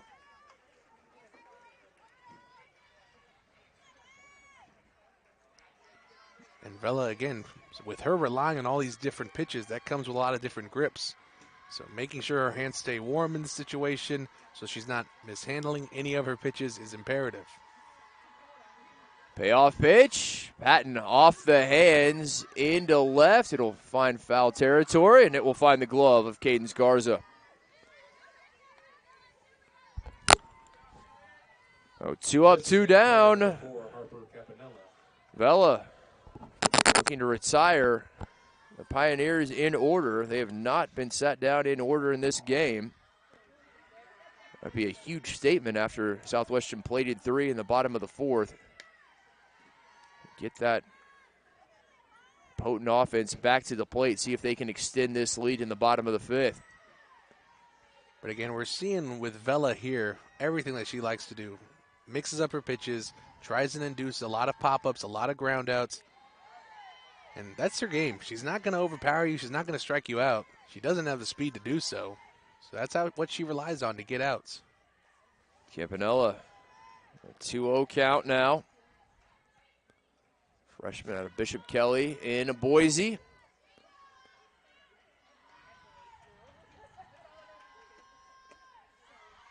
Inside, good eye, Campanella. The count now 3 balls, no strikes.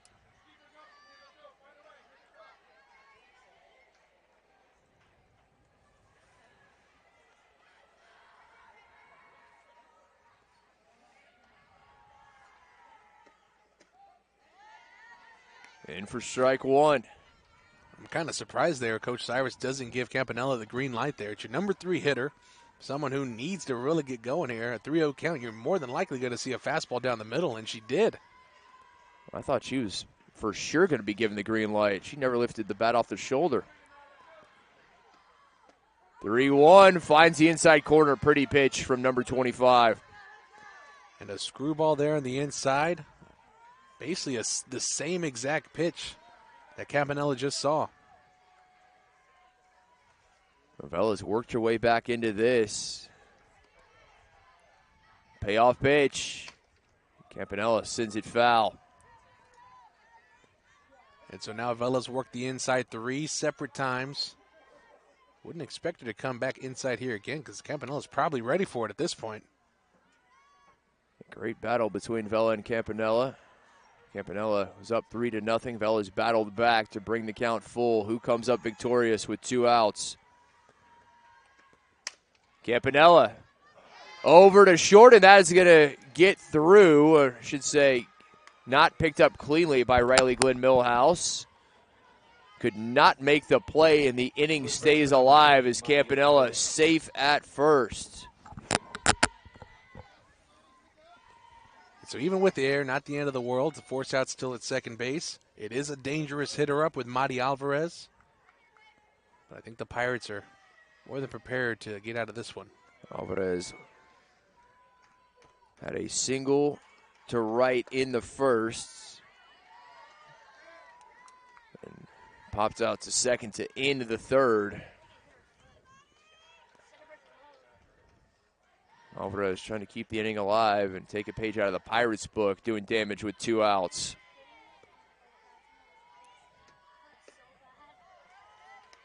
One and one to Alvarez.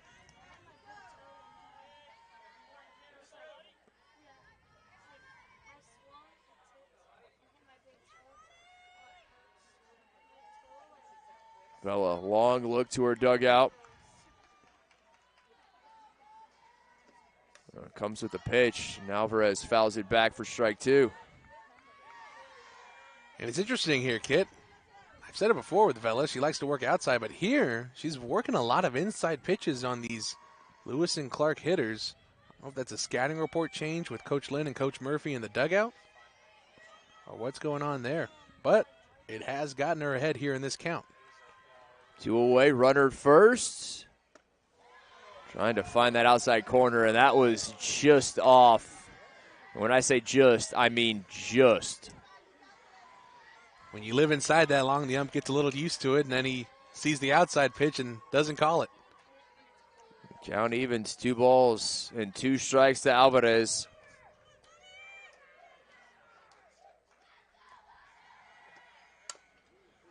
Over to short. Glenn Millhouse fields, fires to end the inning.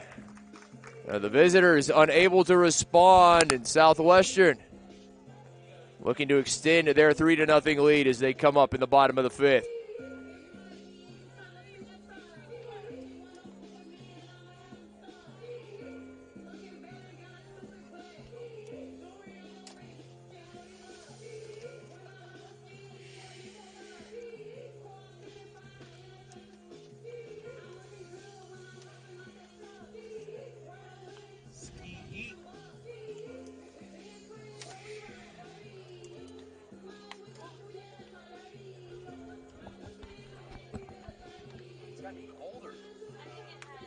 Definitely. The air is like dried out. Yeah, I think you're right. Because that bit of precipitation, you're like, it didn't affect us, obviously. I was telling TJ about the 3rd inning. I was like, oh, it's getting colder. Yeah, It's got a bite to it. that's it.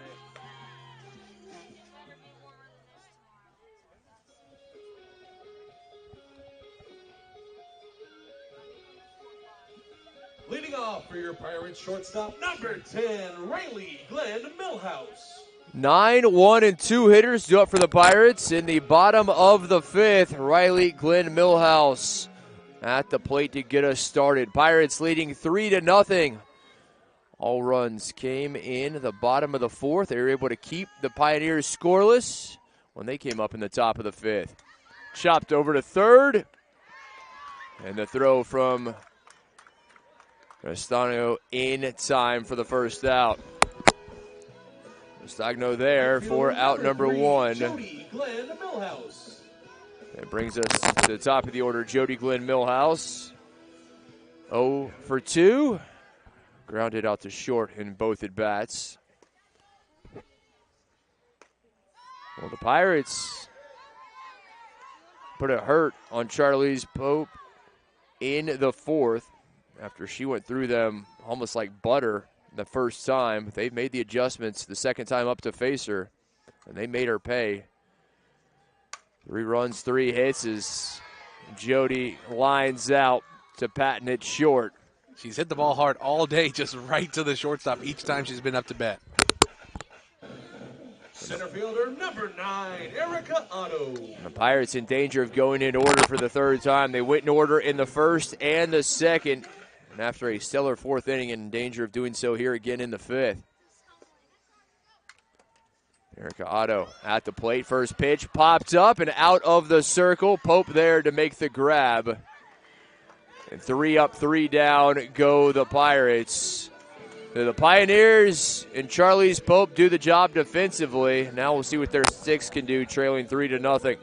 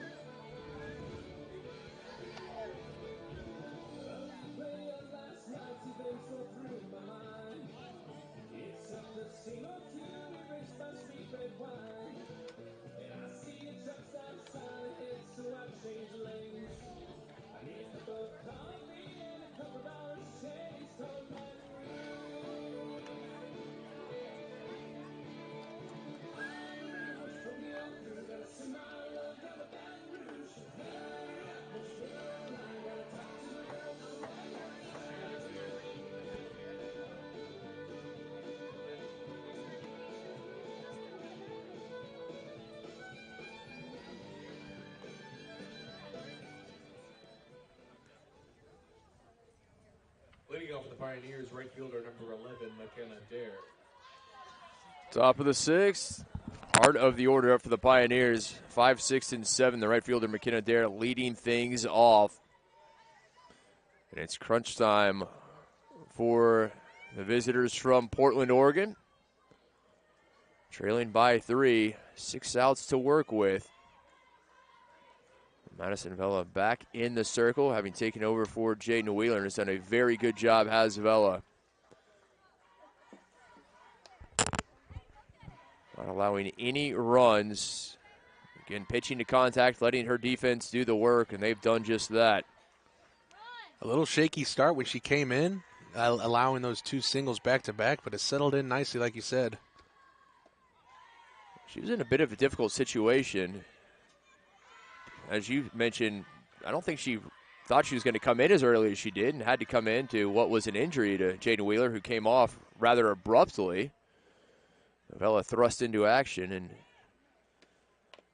has stepped in very nicely.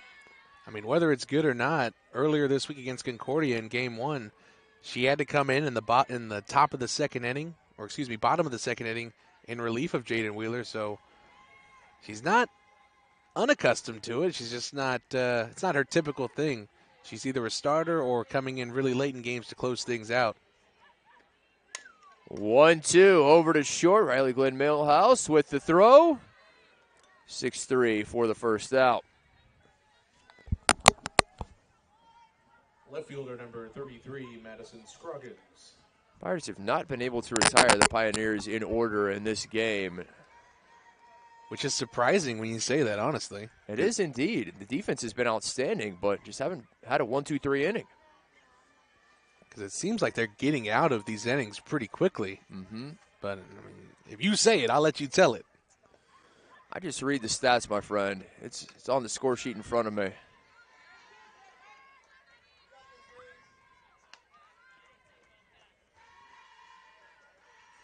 Oh, 1 to Patton, or excuse me, rather, Scroggins at the plate, the left fielder. She's been a tough out, 2 for 2, a pair of singles. Scroggins finds herself down in the count, 0-2.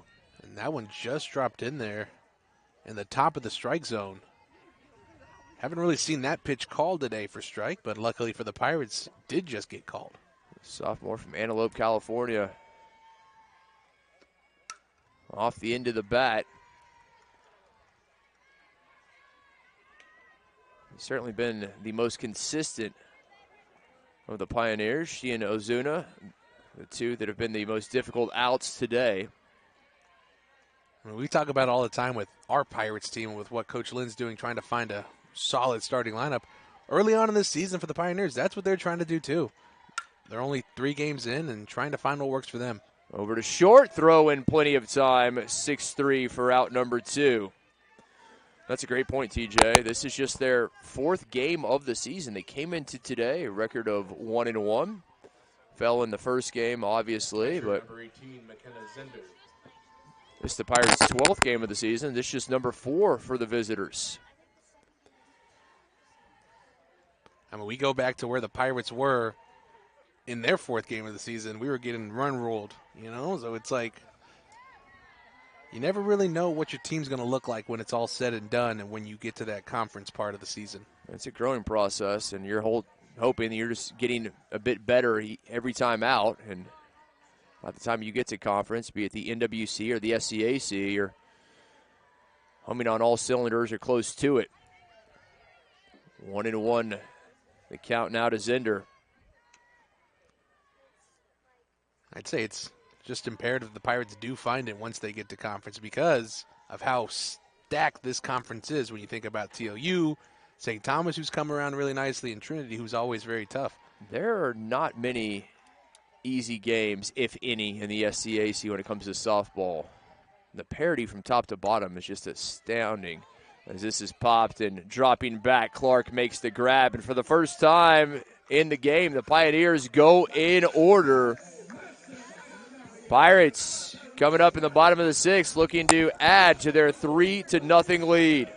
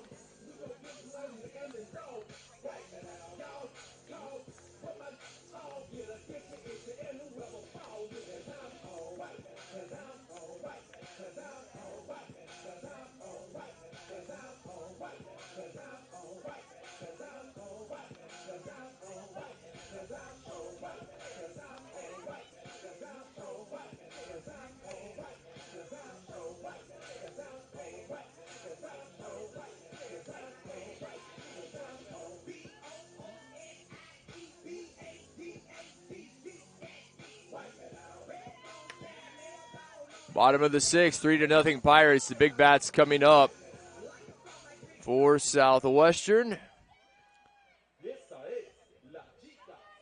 It'll be 3, 4, and 5 due up for the Pirates. Again, we thank you for your support of Southwestern University Athletics. Invite you to follow us in our YouTube channel. Hope you'll join us tomorrow for another softball doubleheader. George Fox in town, another foe from the state of Oregon. You'll get to hear a lot of us if you subscribe, because you don't just do softball here at Southwestern, Kit. You're do right, basketball, my friend. you do occasionally baseball, you obviously do lacrosse and soccer. Lacrosse around the corner. I'm excited. Got soccer season in the fall, but right now it's a great time of the year. Baseball, softball, men's and women's lacrosse. Get to hang out with you. Can't ask for a whole lot more. I think it's just a great time of the year at Southwestern University. There's so much happening on campus, not just with athletics, the academic side of things. They're going to build a lot more buildings on campus. It's just going to be one of the premier universities here, not just in Central Texas, but in the whole state. Pretty good time to be a Pirate. The 0-2, low to Aldretti, but TJ, I'm going to ask you a loaded question. Is there a bad time to be a Pirate? There really isn't, to be honest with you. I think the only bad time would be during finals week, and that's really it. That's not bad. If it's 2 weeks out of the year, that's a pretty good ratio. Aldretti back through and off the lip of the glove of Patented Short, who's ranging to second, can't make the play, and the leadoff batter aboard for the Pirates. A leadoff single from Aldretti, and it brings Torrin Alexander to the plate.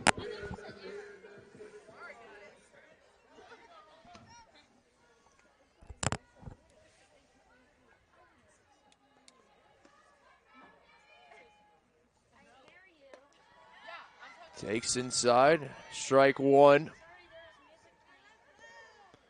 And after a tough fourth inning where she gave up 3 runs, Pope bounced back nicely in the 5th, retiring the Pirates in order. And that inning really started here with Torrin up to bat. And back behind, oh, what an attempt there from Zinder behind the plate, diving, and you got to be careful, nearly diving into that concrete wall. So there's padding there, but there is a straight-up concrete wall behind that padding, and it's not a very thick pad either. No, it is not. There's a little bit of padding and a lot of concrete. It's like football helmets back in the 1940s. Not a lot protecting your brain back then. A little bit of padding, and that's skull behind it. Good luck. Some cotton balls here and there. Yeah, if you're lucky. The day's pre-face mask. And they got fancy with the 1 bars. That is lifted, but foul to left. See, that's what I've been waiting for from Torrin. I knew she had that power in her. Just haven't seen it here this year so far. Alexander got that for sure. Just foul. No outs, runner at first. Good opportunity for the Pirates to extend this lead before the Pioneers come to bat. Pirates hoping for the final time in the ballgame in the top of the 7th. Underneath it. Shortstop drops back and makes the catch. Does Patton for the first out.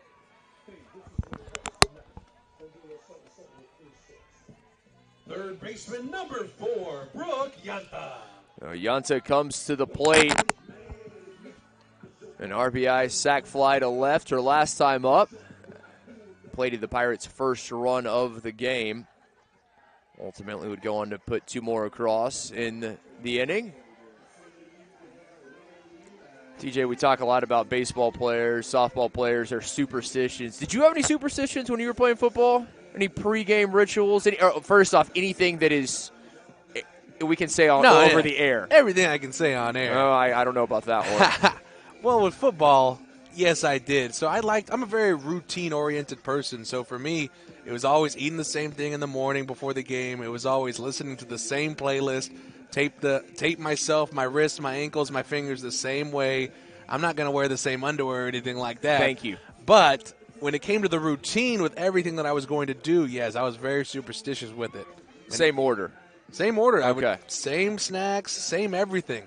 It did not change for me very much. And then when we talk about baseball, too, when I was playing baseball, it was even worse. There's something about baseball and softball players. I mean, it is they're pregame superstitions, pregame rituals, if you will, but baseball and softball players take it to another level. I don't know what it is with just the sport in general. If it's just just from the past or what, but that's what it is. So we're going to have a change behind the plate as Zender comes off. Remember, had that bit of contact with the wall behind home plate, tried to make a diving catch on the foul ball, and it's going to be Kaylee Rosenbaugh who comes on, the junior righty out of Bothell, Washington, North Creek High School product. We'll see what difference a new catcher makes. You'd be surprised, especially when pitchers like Pope get used to that catcher behind the plate. It can make a big difference. See if Pirates can take advantage of the change. Pope ahead in the count, 0-2 here to Yanta. Might be 1-1. It is indeed, and there's the clarification. It is 1-1. A scoreboard had 0-2. Umpire nice enough to correct us.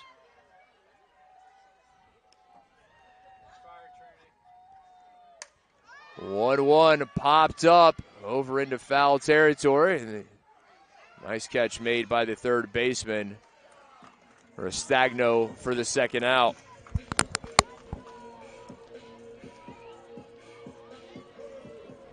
Designated player number 13, Emelina Bades. So 2 away. Still a runner at first for the Pirates in the form of Aldretti. Has not been able to move her since the leadoff single. Nevada now digs in.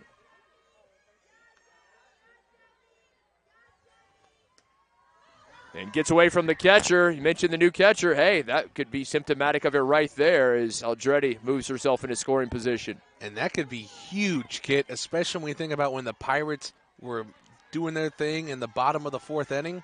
It was all with 2 outs, and it was with a runner on second and with Emily Nevada's up to bat.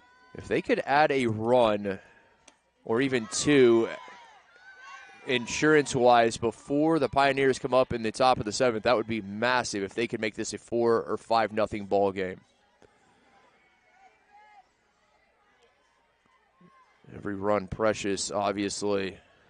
Nevada awaits the 1-1 from Pope. Underneath it, it'll stay in the infield. Ozuna there at second to make the grab, and the visitors coming up. Possibly for the final time. They have 3 outs to work with. They need 3 runs to continue.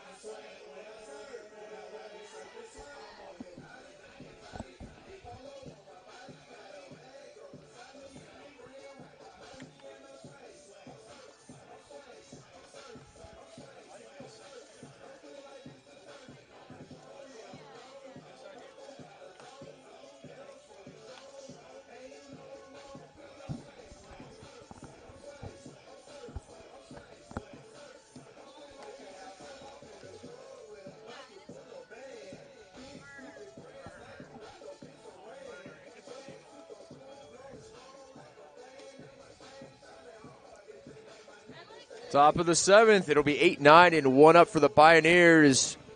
Coach Cyrus's side trying to keep things alive here on the road after falling in game 1 to the Pirates. They will have to battle back, and only 3 outs to do so here in game 2. Restagno, the third baseman, leading things off. Ingersoll to follow, and then Ozuna. Again, the visitors heading to Kerrville on a Saturday, an off day tomorrow.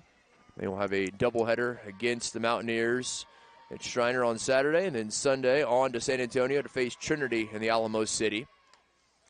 Stagno fouls back the initial offer. And Pirates remain at home here at beautiful Taylor Sanders Field tomorrow. Another doubleheader, 3 and 5 p.m. as George Fox Bruins come to town. TJ and I will be back with you and hope you'll join us for that as well. And what we hope will be a warmer afternoon. But more importantly, Pirates have equal results and equally impressive performances because they've gotten it done today. Give them credit. Things have been clicking. It's just been a little off this season.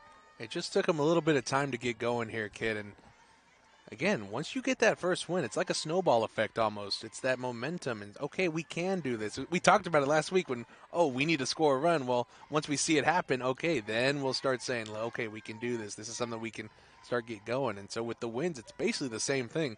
Once you get your first dub, it turns into, all right, maybe we can do this. We can get the hang of this. You're right about that. They've made the adjustments, the small ones. They've been able to bring runners in scoring position. They've been able to finish off innings defensively. And maybe most importantly, they got on the board first in both games today. And that's been the big story here today. Once you get on the board first, it just gives you that momentum that the Pirates were seeking and craving all year. Vela comes with the 2-2. Inside. Oh, that was close. Pirates fans knew it. They wanted it called strike 3. It was the opposite of the other at-bat she was experiencing. She was living inside in that at-bat and then just missed outside. Living outside in this at-bat, just misses inside, says the umpire. Stagno awaits the payoff pitch.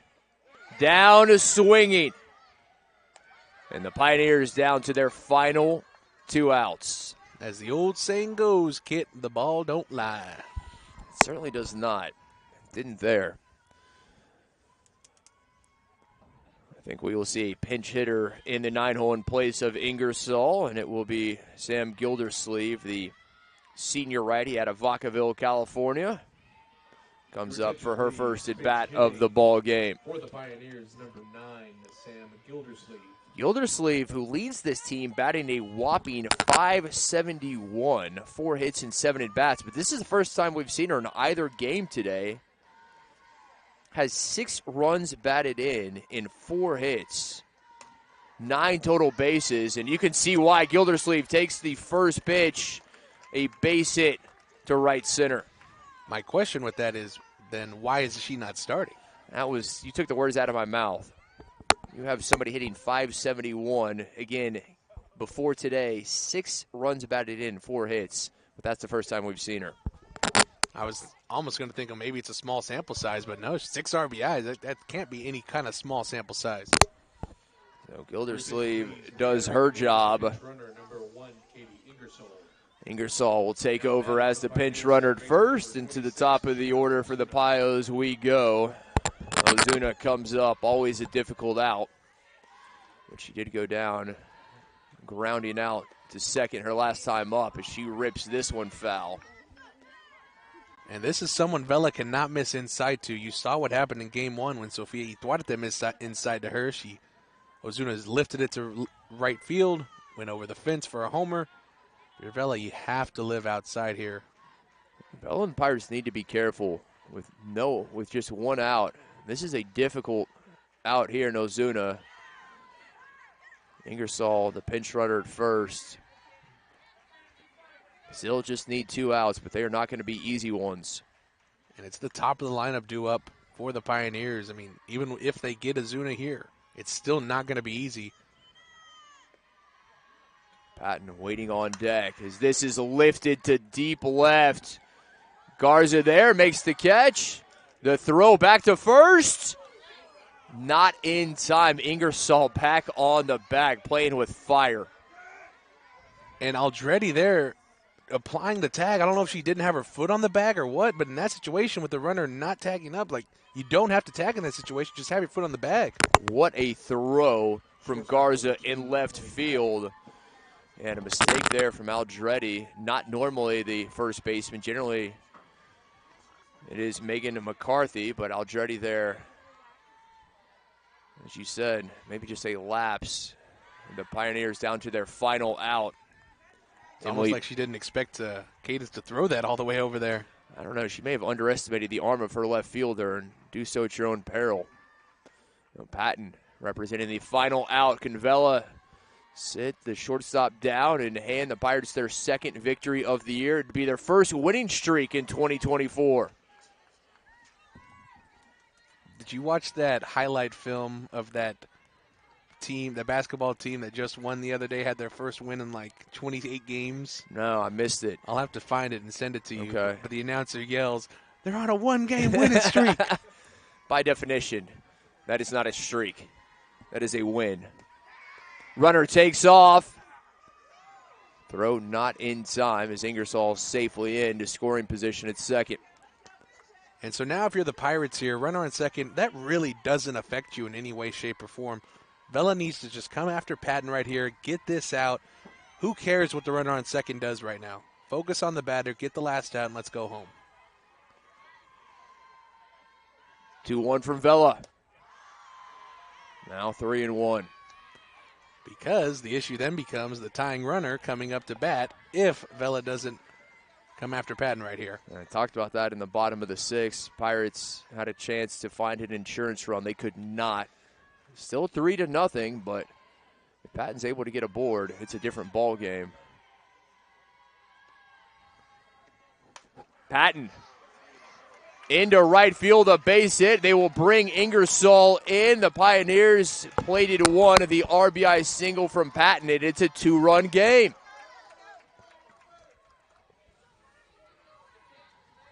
Designated player number 4, Harper Campanella.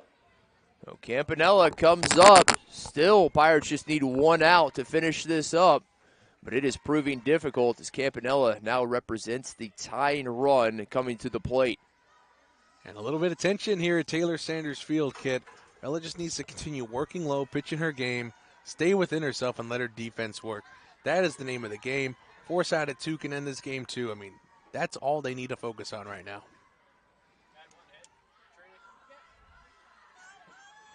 Just 3 strikes, 1 out. Easier said than done. Inside strike 1, nice location from Vela. And against Campanella the first time, that's where Vela lived, on the inside corner. And attacking her here still right there.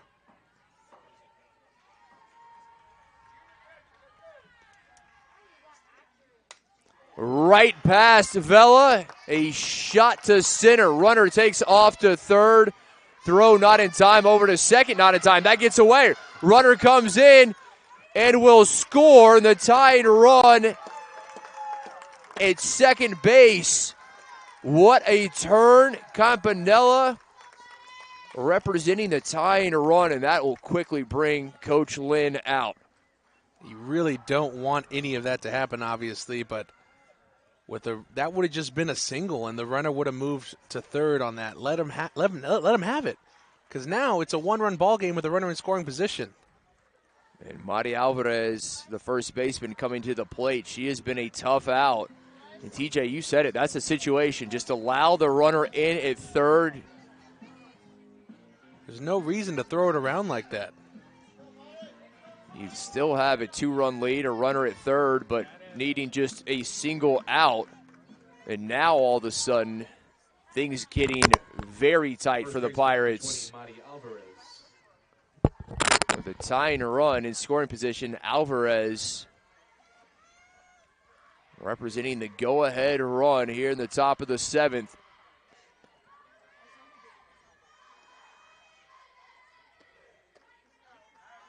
Looking to go inside, just a bit too far that time from Vela.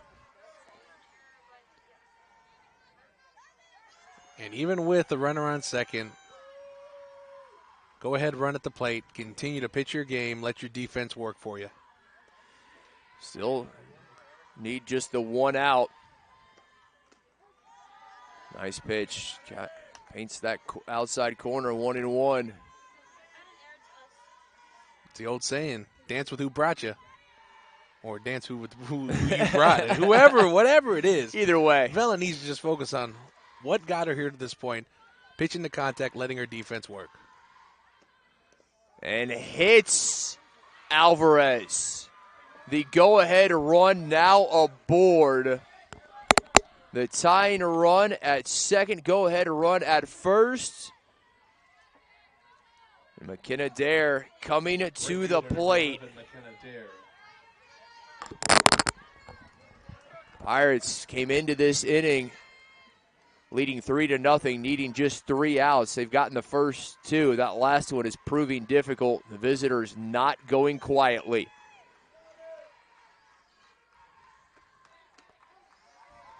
Again, finding the outside corner.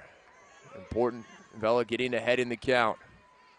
To find a positive with that hit by pitch, it opens up the force out at third base and second base. To find any type of positive with the hit by pitch. 1-1.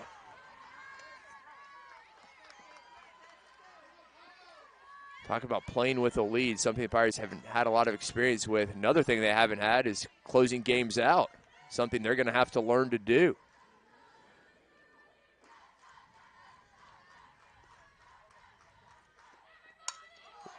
Over to short. Glenn Millhouse unable to make a play. Runner stays at third. The tying run 60 feet away. Riley Glenn Millhouse unable to come up with it, and the bases are loaded for the Pioneers. Left fielder number 33, Madison Scroggins. The black and orange fans on their feet. Coach Cyrus having a word with our home plate umpire. It'll be Madison Scroggins coming to the plate. We mentioned she has been a tough out. 2 for 3 in the ballgame, a pair of singles for Scroggins. Definitely not who the Pirates wanted to see right here. Vela got the ground ball she was looking for. Just a tough play for Millhouse over there at short.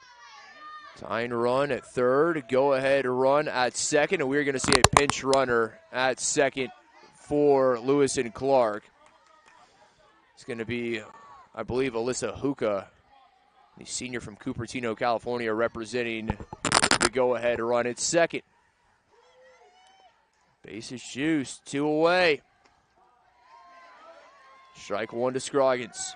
And if you're an outfielder for the Pirates here, anything hit to you, you got to go home with the ball.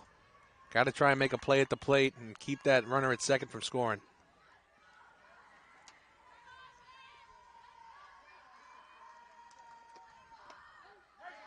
Oh, 2. Vela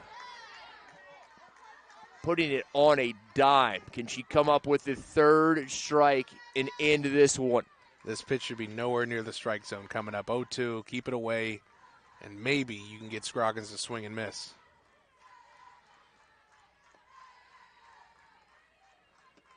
Oh, 2. Scroggins fouls it off.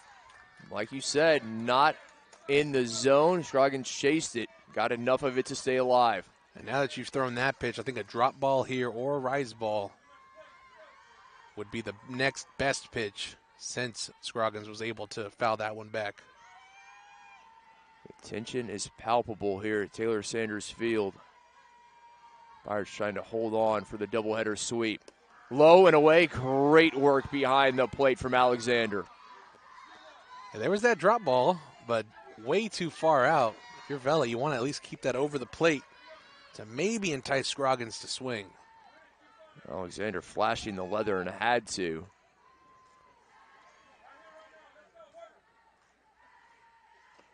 1-2, Scroggins into center and into the glove of Otto. Pirates hold on for the victory. 3-2 is Southwestern taking both games from Lewis and Clark. Pirates move to 2-10. The Pioneers drop to 1-2. Again, the Pirates back in action tomorrow right here at Taylor Sanders Field. Another doubleheader as George Fox Bruins come to town. First game, first pitch, 3 p.m. here at Taylor Sanders Field. We'll have it for you on SouthwesternPirates.com. For our entire crew, for my partner TJ Vela, I'm Kit McConico wishing you good night from Southwestern University. Pirates take game 2, 3-2 over the Pioneers of Lewis and Clark.